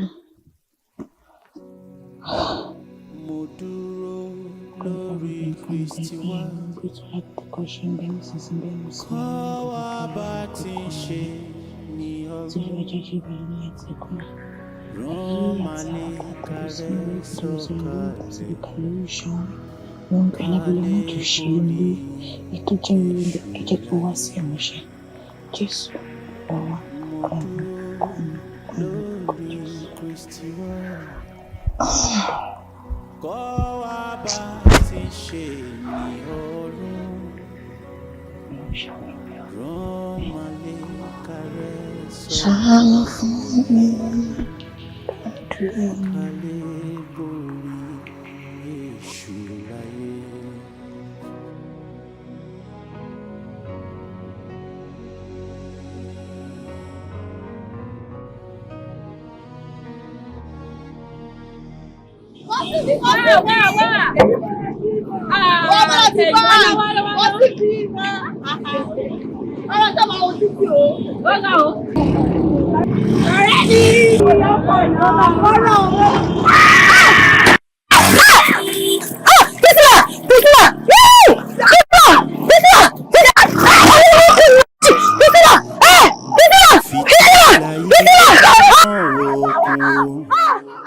òkun yé o mọ́mọ́ òkun kò lè ráyè fìtílà yìí mọ́mọ́ òkun yé o mọ́mọ́ òkun. Báwo la rẹ̀ báyìí? Mo ti dúpẹ́ fún mi, ara mi ti balẹ̀. Ọlọ́run ṣeun. Olúwa ṣeun, ara ẹ̀ ti ń balẹ̀. Gbogbo bí ojú egbò yẹn ó ti ń gbẹ. Àmọ́ Fìtílà, ìwọ náà ò ṣe dáadáa tó o. Mo mọ̀ wípé ìwọ fúnra rẹ o ní ìgbàgbọ́, o dẹ̀ ní ìbẹ̀rù Ọlọ́run lọ́kàn. Ìgbà tí o láàlá tó lò lá yẹn, kí ló dé tí ìwọ fúnra rẹ ò fi àdúrà kó fi àtáàkì àlá tó lò lá kó tó di wípé o kiri? Ṣé ká ṣàṣọ pé ìfẹ́ Ọlọ́run ló máa ṣe? Torí èmi fúnra mi, mo múra mi gẹ́gẹ́ bí aládùúrà. Ìgbà tí mo jẹ lálá yẹn, mi mọ̀ pé mi ò gbàdúrà. Torí mo mọ̀ pé ó yẹ kí n gbàdúrà. Tí mi ṣe wá rántí gbàdúrà, mi ò mọ̀. Bóyá mo rò pé màá ṣe gbàdúrà náà. Bóyá ó wò pé ìdùn ti gbà sílẹ̀. Ó máa cover up fún ìyí tó fẹ́ tẹ̀sẹ̀ ní kó ṣe gbà yẹn. So nísìnyí tó ti mọ tó máa gbà tó máa pọ̀. That's all right. Ó ti yé mi. Àwọn síbẹ̀síbẹ̀, èèyàn kì í fi àdúrà dá ọ̀la. Àsìkò tí nǹkan bá ṣẹlẹ̀ tó yẹ kéèyàn gba àdúrà yẹn ló yẹ kó ti fi àdúrà tàbí tó bá ṣẹlẹ̀. Ni mo ṣe sọ lẹ́kọ̀ọ́ wípé ìwọ fúnra rẹ o ní ìgbàgbọ́ dẹ̀ mọ̀ tí ìgbàgbọ́ jẹ́. Ó ṣẹ̀ṣẹ̀ wá ń dájọ́ fún àdúrà wípé o fẹ́ ṣe é kò tiẹ̀ yí ẹ, kó yẹ kó rí bẹ́ẹ̀, kó yẹ ká gbọ́rú ọ̀rọ̀ bẹ́ẹ̀ lẹ́nu onígbàgbọ́. Kó dá tó. Ọlọ́run kókó gba gbogbo ògùn lágbára Ọlọ́run. Àmín, àmín. Ṣùgbọ́n n tó dá mi lójú ni wípé ogun tó ti ṣẹ́ nínú ìdílé yìí kò ní gbérí mọ́. Gbogbo n tó lù mọ́ ìbànújẹ́, àdánù, ọ̀fọ̀, òfò kò ní ṣẹlẹ̀ nínú ìdílé mọ́. Àmín Jésù. Àmín o. Mọ́mì wa, ẹ̀mí mọ́ sọ fún mi wípé ẹ máa gba àwẹ̀ ọjọ́ 3 nínú ilé yìí. Bẹ́ẹ̀ ni, pé ká fi ogun tó ń ṣẹlẹ̀ nínú ilé yìí ká fi bú pátápátá bí ẹ̀mí mọ́ ṣe sọ fún mi nìyẹn. Ṣe rí àwẹ̀ àti àdúrà tí mò ń sọ nípa èyí kò yọ arábìnrin yìí sílẹ̀, gbẹ̀rí mi jẹ́ tó jẹ́ àbúrò Fìtílà. Bẹ́ẹ̀ ni. Sir, ẹ jẹ́ kó yọ mí sir. Mo ní symptoms ọ̀sà, so wọ́n affect mi gan mi. Ẹ máa gbà mí kẹ́. Ó ti yé mi, ó ti yé mi dáadáa. Àmọ́ sórí ohun tó ń ṣe lálàyé ó ní ìtumọ̀ lọ́dọ̀ tèmi náà. Ṣùgbọ́n èmi á kọ̀rọ̀ ẹni wípé sórí àwẹ̀ àti àdúrà tá à ń sọ̀rọ̀ nípa èyí tó bá rí wípé agbára ẹ̀ ò lè gbé kó gbà dé bí aago 6, o lè bírèkì nìkan bí aago 3 tàbí aago 12. Èyí tó ṣe kókó ni wípé ọkùnrin gbọ́dọ̀ wà nínú àwẹ̀ yẹn. Ẹ máa wo ohun tí yín alàgbà àgbàdago 6. Gbogbo èyí tó ń sọ pé òun ní kinní kan yẹn èmi ò mọ̀gbà tí yẹn bẹ̀rẹ̀ sí. Aago 6 lájọ máa gbàdá. Mo school. Mo lọ lọ́la kan. Ó ti yé mi. O ṣàfẹ́ fọgbọ́n sá fún àwẹ̀ yẹn. Ẹ má ṣe bẹ́ẹ̀. Sórí tí ó dára jù ni kó wà nínú àyíká yìí kó gba àwẹ̀ yẹn. Ṣó ti gbọ́? Ọlọ́run á gbọ́ àdúrà wa. Bákan náà, arákùnrin tí wọ́n jókòó yìí, àwọn náà gbọ́dọ̀ gbà nínú àwẹ̀ yẹn. Èmi sà, bí mo ṣe ara family wọn, nuclear family lélẹ̀ extended lèmi. Àǹtí mi mò ń gbé lọ́dọ̀ ẹ̀, mo níṣòro mo ṣe ń gbé bí ilé yẹn o, mi ò lè gbàwẹ̀ yẹn, mi ò ń ṣe ara family. Ìṣòro yẹn gbogbo ló fi jẹ́ kẹ́ ní ìdàwẹ̀. Sà, àtìgbà tó ti wọlé ìlógún ti wọlé ilé wa. Àwọn gbogbo ló ní ìdàwẹ̀ yẹn, ṣẹ́gẹ́ mi ní ìdí ẹ̀, àwọn gbogbo ló ní ìdàwẹ̀ yẹn. Iṣẹ́ wo káti ẹ̀gbà pé lóòótọ́ àti lódodo ẹ̀ kì í ṣe ara rẹ̀. Bẹ́ẹ̀ ni sà. Ṣùgbọ́n níwọ̀n ọba ìgbà tẹ́yìn náà ti wà nínú ilé pẹ̀lú wọn. Ẹ láti gbà nínú àwẹ̀. Ẹ jẹ́ ìbọ̀tà. Ẹ ní sùúrù. Torí kí ni? Àwọn ọlọ́pàá ogun wọlé ò dájú. Ẹ jókòó. Àwọn gbígbà kì í ṣe nǹkan tó le tó yẹ ẹ̀ ṣe ti gbọ́ ẹ fọkàn yín balẹ̀. Ẹ jẹ́ ká gbàdúrà. Ní orúkọ Jésù.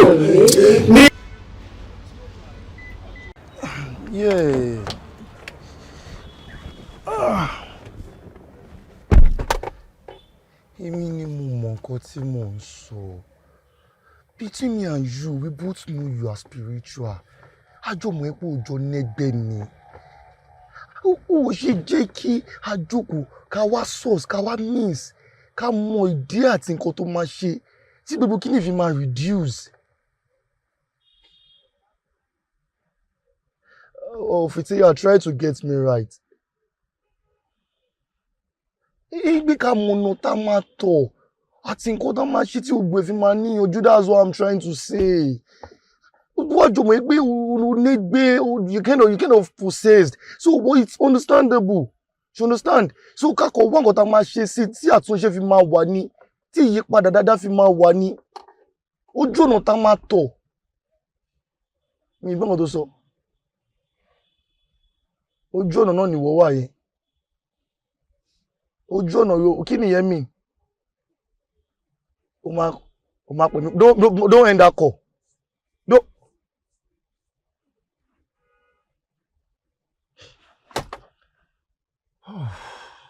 Má sọ pé ọ̀rọ̀ ọmọ yóò sùn ní ọ̀nà. I don't understand that.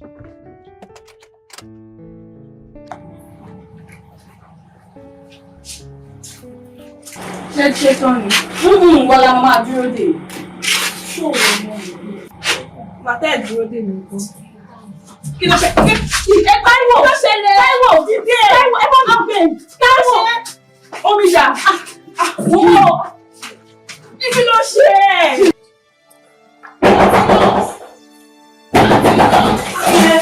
Àǹtí náà ṣẹjọ́ kí àwọn ọmọ tó ń ṣe ló dá pẹ́rábà òun wọn ẹ dìde. Káyé yìí mo gbé owó tààrà yìí lanu kẹ́hìndé bá àwọn mi sí lójú bá àwọn mi sí àtàyè tó lánú. Àti náà fẹ́ gbà wá táyé ni. Kí ló lò kí ló ṣẹlẹ̀?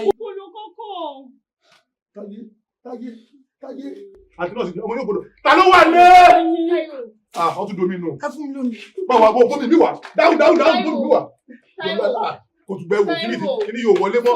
Òun wà bó bá àwọn ọmọ yóò gbọdọ̀ kú. Ẹ omi nìyẹn.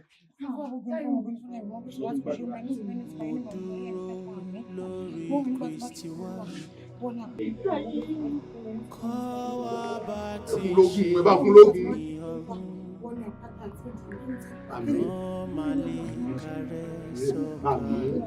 Máa ṣàmì àmì ló kọ Jésù àmì táyé lajú tó wọ́n náà táyé jọ táyé má lọ káyìndé wọ́n náà kọ táyé pé táyé.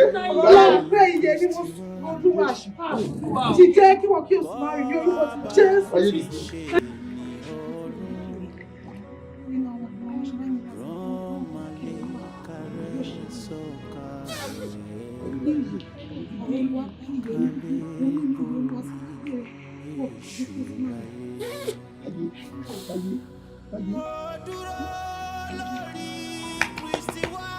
Ìwọ ti Jésù Kristi ní ilé àwọn ẹ̀nà ilé ilé ìjọ kúlé ní kí ni àti ọ̀fun ẹ̀rọ yìí kí ẹ dábì kí ẹ lọ ṣègbè sí gbogbo ẹlẹ́dẹ̀ kí ẹ lọ ṣègbè sínú ogun wá gbogbo ẹ̀ láì rí nínú ayé rẹ̀ ránṣẹ́ ní orúkọ Jésù Kristi jáde. Wá dìde. Àìsàn ló wà lé.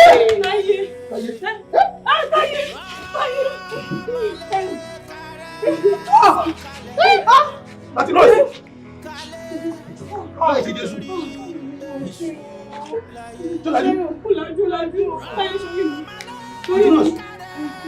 Àti nọ́ọ̀sì. Ọmọ ìlàjú. Àti nọ́ọ̀sì.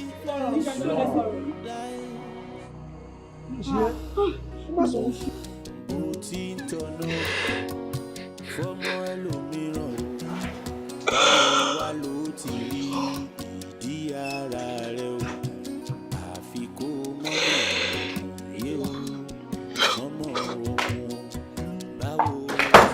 Kí ló ṣẹlẹ̀? Kí ló ṣẹlẹ̀ kí ló fẹ́ kú? Ó ti sú mi. Ó ti sú mi, ìgbésí ayé tí mo gbé yìí ti sú mi. Ìtì ẹ̀mọ́ mo kọjá ìgbélé ayé.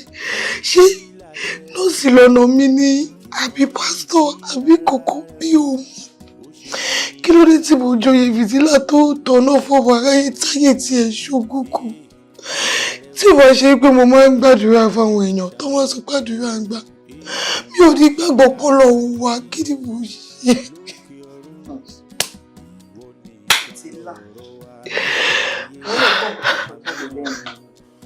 Olóhùn gbàdúrà fún mi, àdúrà gbà. Èmi náà kò tó bá fẹ́ tó gbà, àdúrà ti gbà gbà.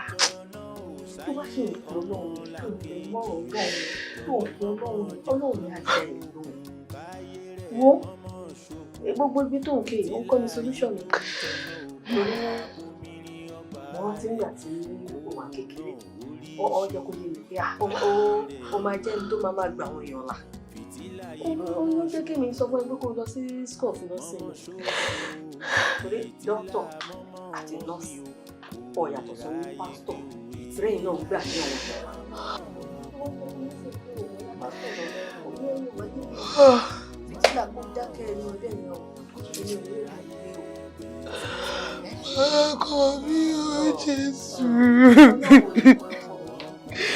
tí ọmọ ẹkọ mi àṣírí àtú. àṣírí ò ní tú ewé ní gbé báyìí.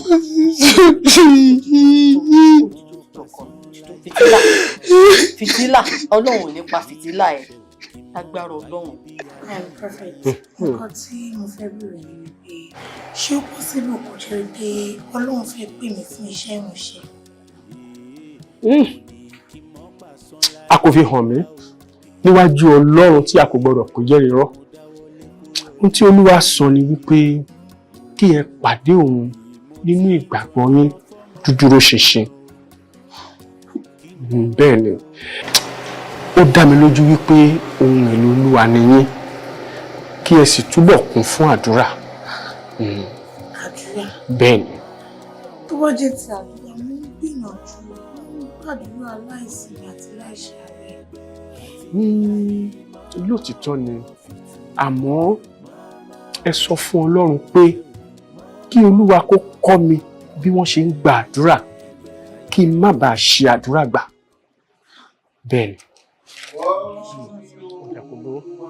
Ọlọ́run yóò gbọ́ àdúrà ẹ̀. Ṣé.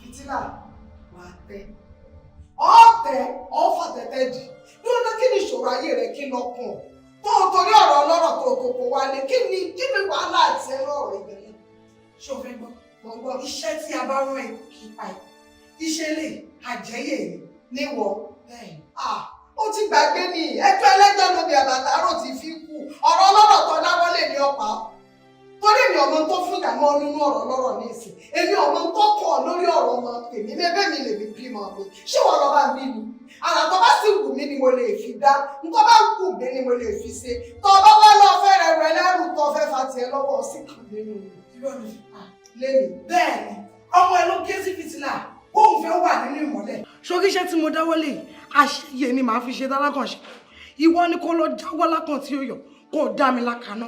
èmi bẹ́ẹ̀ ni èmi lọ bá lérí bẹ́ẹ̀ ni bó bá mọ̀ mí ò ní bá mi lérí sórí gbogbo tí mo wá ṣe fún ọ ìkìlọ̀ ní kejìjà tó bá ti bí wọ̀dà ìwọ ọ̀jàwọ́ tí wọ́n bá bí ọ̀dà rẹ̀rù ẹlẹ́rù kan fa tiẹ̀ lọ́wọ́ tó bá kọ̀tọ̀ náà ní jáwọ́ ọ̀jàsẹ̀ ìwọ gò jàsẹ̀ ọ̀jàsẹ̀ àtijọ́ fi lè.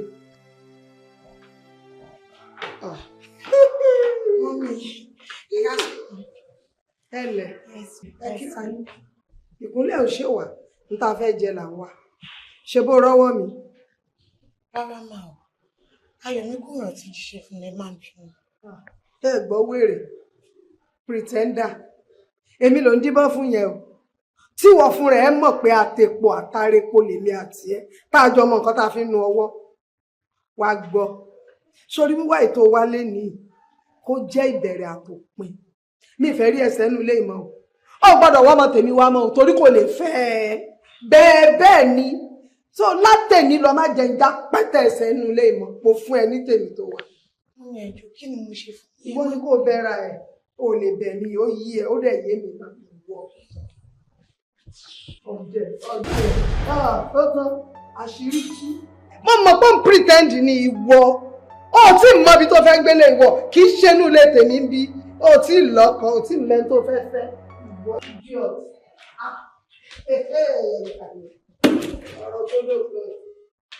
Fìtílà yìí mọ́mọ́ òkun o, mọ́mọ́ òkun yé o, mọ́mọ́ òkun o kò lè ráyè gbé o. Ẹ̀yin ní gbogbo ìtẹ́ ẹ̀ ṣe yìí torí pé ilé wà lára yín lẹ ṣe mọ̀ àìmọye nǹkan tọ́wọ̀n mi ń bò mọ́ abẹ́ aṣọ. Mi láì gbé ṣe ń ṣe Ọlọ́run mi láì kí bẹ́ẹ̀ ṣe já rárá. Tó bá jẹ́ pé irú èmi ni kinní wà lórí ẹ̀ wọ́n gbé TikTok wọ́n máa tap ẹ̀ lọ ni màmá ní ẹ̀yà tap tap tap tap tap ẹ̀ bó kó lọ tí wọ́n bá ní bó láyàn kí n pa yín. Pẹ̀yìn ẹ tún lọ ń ké torí talent torí owó òdùfà lórí mi tí máa ń lọ street wọn èmi máa wọ wig Ọlọ́run máa jẹ a máa ṣórí yẹn lẹ́nu ó máa ẹ̀kọ́ ló ń fọ́ sísá mi ẹ̀yin lẹ ti fà tó bá yẹ pé bọ́yìí kọ́kọ́ ṣórí yẹn tó rí kí wá ṣe báyìí àti kí tí wàá ní odùfà wà lórí mi kí ló ṣẹlẹ̀ ó yẹ bẹ ṣe tẹ́ ilé máa tẹ̀ sí wọn àwọn gógó ló máa fọ́ fún yẹn ò ní ìdá tí máa fọ́ fún anybody ẹ̀yin já. Just leave me alone. Sísá mi kí ló tẹ̀ ń ṣe báyìí fún ẹ̀yin náà. God, please. Enough of this shame. Ẹjọ́ náà fẹ́ ṣe orí yín bọ́ ni nǹkan tó ti wà ń bẹ̀ láti kékeré. Nǹkan tó bá ti pè ní betmark ní náà láì ṣe gbà ẹ̀dá ìjìnlẹ̀ tàbí máa gbàdúrà sí pé Ọlọ́run wò ó sọ̀rọ̀. Betmark ni kò sí nǹkan tẹ́ fẹ́ ṣe sí i. Sísá mi ẹ̀yìn nídìí gbogbo ilé ìjà rẹ̀ wọ́n pè nǹkan betmark ẹ̀ sọ pé God mi tẹ̀lé imagine ojú yín without this. Ó ti fit yín gan. Tọ́lọ́run bá parẹ́ sí báwo lójú yín gan ṣe máa rí náà. Sísá mi yẹn ó ti ń ṣọ́ àti kòńsó yín yẹn ti ẹ̀gbọ́n náà. Ẹ̀yìn nídìí gbogbo ilé ìnáwó ojú ò lè fẹ́ ké dà. Fìtílà mi. Ẹ mẹ́rin kí ẹ̀gbọ́n gbọ́n pẹ̀ ń kí o ẹ mọ̀ pé àwọn máa wá máa sọ̀kọ́ tí ò ṣe kí ni ọ máa jẹ́ kí. Fìtílà mi. Ẹ má máa ṣe ra yín léṣe kí ní tẹ̀ ń ṣe báyìí náà. Bó ti tán fámọ́lá kejì kó má ṣe wá mi.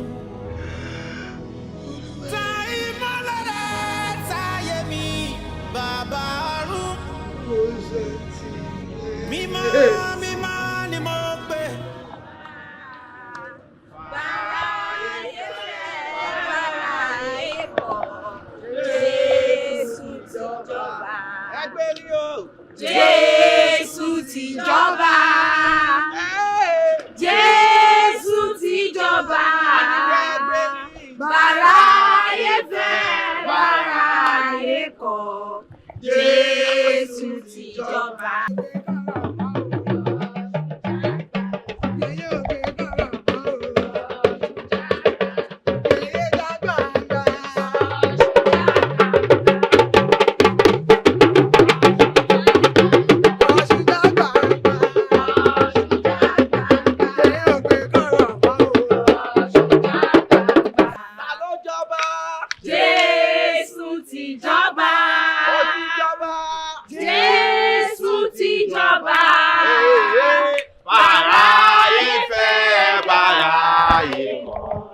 Jésù ti jọba. Ta ló jọba? Jésù ti jọba. Ọba gbogbo ayé. Jésù ti jọba. Ọba kan ṣoṣo. Bàrà ayé fẹ́, bàrà ayé kọ̀. Jésù ti jọba.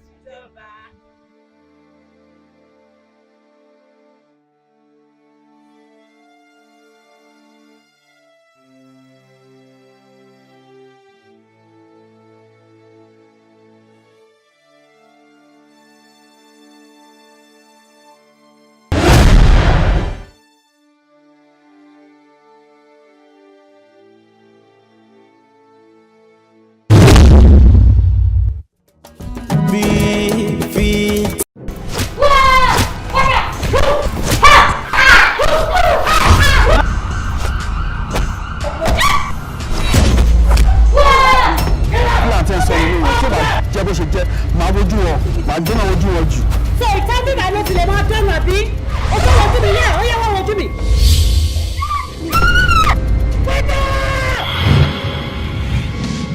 àǹtí Bílíkì ya wèrè kò gbọ́ kankan kò mọ́kùnrin kò mọ́bìnrin wọ́n tiẹ̀ ní kó fẹ́ rọkùnrin sójú rárá tó bá ti di bí obìnrin ìyá díẹ̀ ni àmọ́kùnrin àná bí kò kú ni. ẹ ká máa. kí ló ń ṣẹlẹ̀ bí ìgbà tí àwọn ilé ìgbẹ́lẹ̀ ti wá. Fatima la bẹ̀rẹ̀. èmi ni wọ́n béèrè ma. ṣó ti fọ́ọ̀kàn àbúrò mi. báwo ma. mo rò pórí ẹ̀ dàrú òun fi ìbéèrè dáhùn béèrè fún mi. rárá o. mo máa ó sọ pé ó wà against family rules àwọn pé you have to remain a virgin till your wedding night. so tó bá yẹ pé kò sọ yẹn fún mi àti pa bí ìgbà ìjẹ o ti bá obìnrin ní àjọṣepọ̀ rẹ̀ tó bá parọ́. ìgbà ìmọ̀ ni.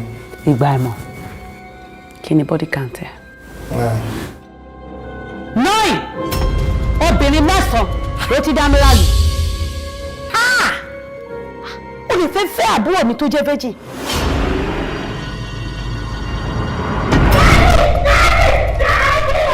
ọ̀rọ̀ kan tí ń wà nínú mi tí mo fẹ́ bẹ́ẹ̀ sọ. kí ni nǹkan náà dájú. ìṣe nàìjíríà. ṣẹ̀rí ní military nǹkan méjì òun ló mọ́tà sí wa intelligence àti rank. ṣẹ̀rí tí intelligence tó bá lò sí tèmi mo máa treat yín bí subordinate. Undo your platoon and I'll undo mine. My nuclear family is my platoon. Auntie Ajoke, you are dismissed. I want to be like. Auntie Becky, ṣé kò sí? Ṣé o fẹ́ máa kà mí lọ́rùn? Anytime tí mo bá ti pẹ̀ tó bá ti gbọ́ mi tí mo ti polúkọ ẹ̀ wọ́n máa ṣe má ọ̀tẹ́. Ọ̀rọ̀ òdùn lẹ́nu mi o. Ṣé o pé èmi àtàntí Bílíkì a kì í kó lára rárá. Oníkálukú máa ń ṣe tiẹ̀ lọ́tọ̀ ni. Lọ́yà! Tani ẹ. àti Bílíkì ti dé.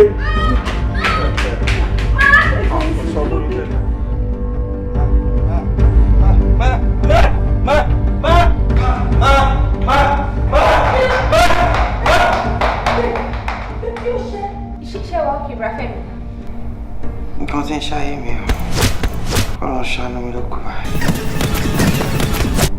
àti mi ti pa mí láyà jẹ.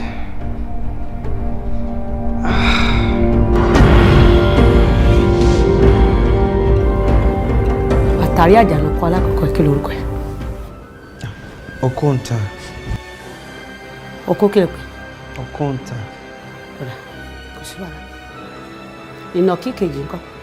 Oko tètè. Oko kíyè. Oko tètè. Oko tètè. Ṣé bọ̀rọ̀ ni wọ́n ni? Èèyàn ni wọ́n. Actually, àwọn ọ̀rẹ́ mi mẹ́tẹ̀ẹ̀ta yìí Delta ni wọ́n. Delta ni mo ti lọ school. That's the thing. Most of àwọn ọ̀rẹ́ mi Delta ni wọ́n. So orúkọ wọn ó ní good meaning. Wọ́n ṣe orúkọ Yorùbá. Lọ́jọ́ kó ń ta òkó tètè.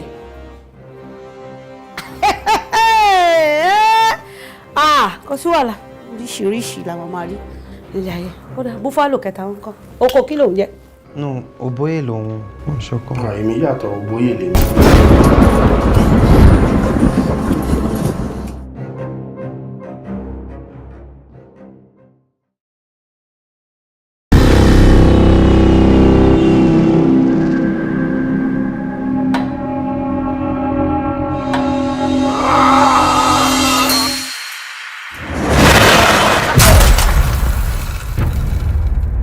Map, Avenue 00214.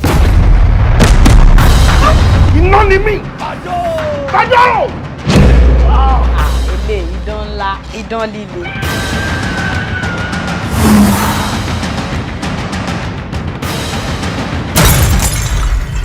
Ọ̀gá ni mástà lọ̀gá. Jágà ló gbọ́jà lọ́wọ́ jẹgbó, jágà ló tún pa jẹgbó. Ṣé mo kọ́ lórí burúkú ni wọ́n bọ̀bọ̀ yìí? Sórí kò tó wà bẹ́ẹ̀, ǹjẹ́ o gbọ́dọ̀ rí o? O gbọ́dọ̀ tún. Ikú ló wọlé báyìí náà. kó wọn ẹ̀kọ́ èmi ṣetán láti pa ẹ́.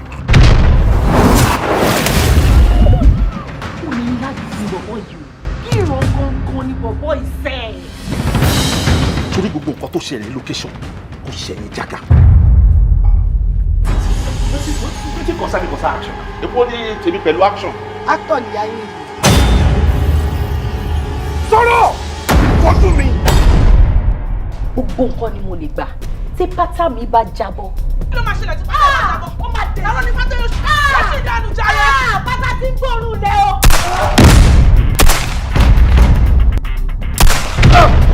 èmi jájà mi ò ṣe sí fún ọba ọba ni mi kò ní jà fún.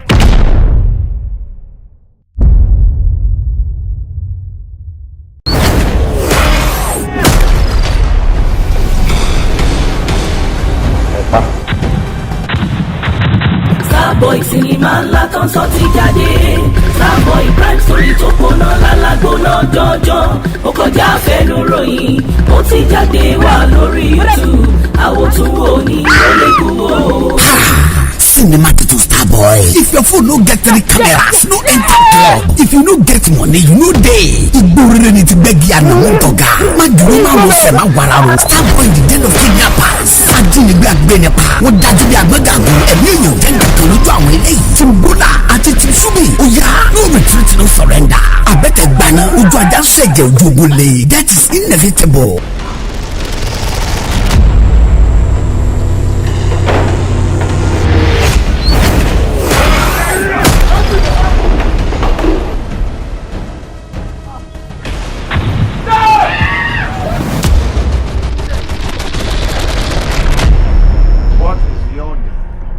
What is your name? Tèmídayọ̀. Ṣé wọ́n sọ ń Tèmídayọ̀ yìí ni àbí ìnagijẹ rẹ ni? Torí tiẹ̀ Dayọ̀ tó ń jẹ́ ìnísìn ọ̀rẹ́ ò tí Dayọ̀ o. Níbo ló ti rí àwọn tó ní lárí tó máa ń wá ọ káàkiri náà? Tí wọ́n máa fọkọ̀ wá ọ káàkiri tó tún máa fi hàn sakọ. Níbo ló ti yan orí ìtẹ́ tèmi ò yan orí tèmi? Èmi náà ṣe àsọmọ òtè látòdì ọ̀run. Sinimá tuntun Starboy. Crime story tó kóná lala gbóná jọjọ. Action packed movie ní suspense inú ẹ̀ yí bóbó jù. It's a blockbuster written and produced by Adéwálé Àdìsá Zino. Packaged by Lẹ́kọ̀ọ́ Látúnjí. Directed by Túndé Ṣóbáyọ̀ Siro. Jagomolu director. Powered by Corporate Pictures for Yoruba Plus TV. Starring Antalaniyan. Lọ́lá Ìdíjẹ́. Adéwálé Àdìsá Zino. Kúnlé Omiṣore. Sanusi Isiakapa. Túndé Ṣóbáyọ̀ Siro. Ọ̀ṣúra Yorùbá Tóyìn Òrèǹté. Austin Emmanuel. Ayọ̀lá Akeem. Lẹ́kọ̀ọ́ Látúnjí. Yomi Ọlọ́run Lọ́láyé. Captain Eniola. Bọ́sì Arẹ́gbẹ́ṣọlá. And many more. Nínú sinimá láìta àpàkọ́lé ẹ̀ ní Starboy. Ó ti jáde báyìí from the stable of Corporate Pictures. Seriki movie ọ̀gá àgbà níbi ká ṣe sinimá. Ami Arena shopping complex Bọ́ládé Òṣòdì Lagos. Ó tún wà ní Komaro multimedia àti Mercury Pictures l'Arena Òṣòdì. Ẹ tún máa rí wò lórí YouTube channel Yoruba Plus TV. Sinimá titun Starboy. Not just another one. Iṣẹ́ bàbá iṣẹ́ ni. Ó rọ àwọn pàtó kẹtìlẹ̀. Àwòtúwò ni ẹgbà bẹ́ẹ̀.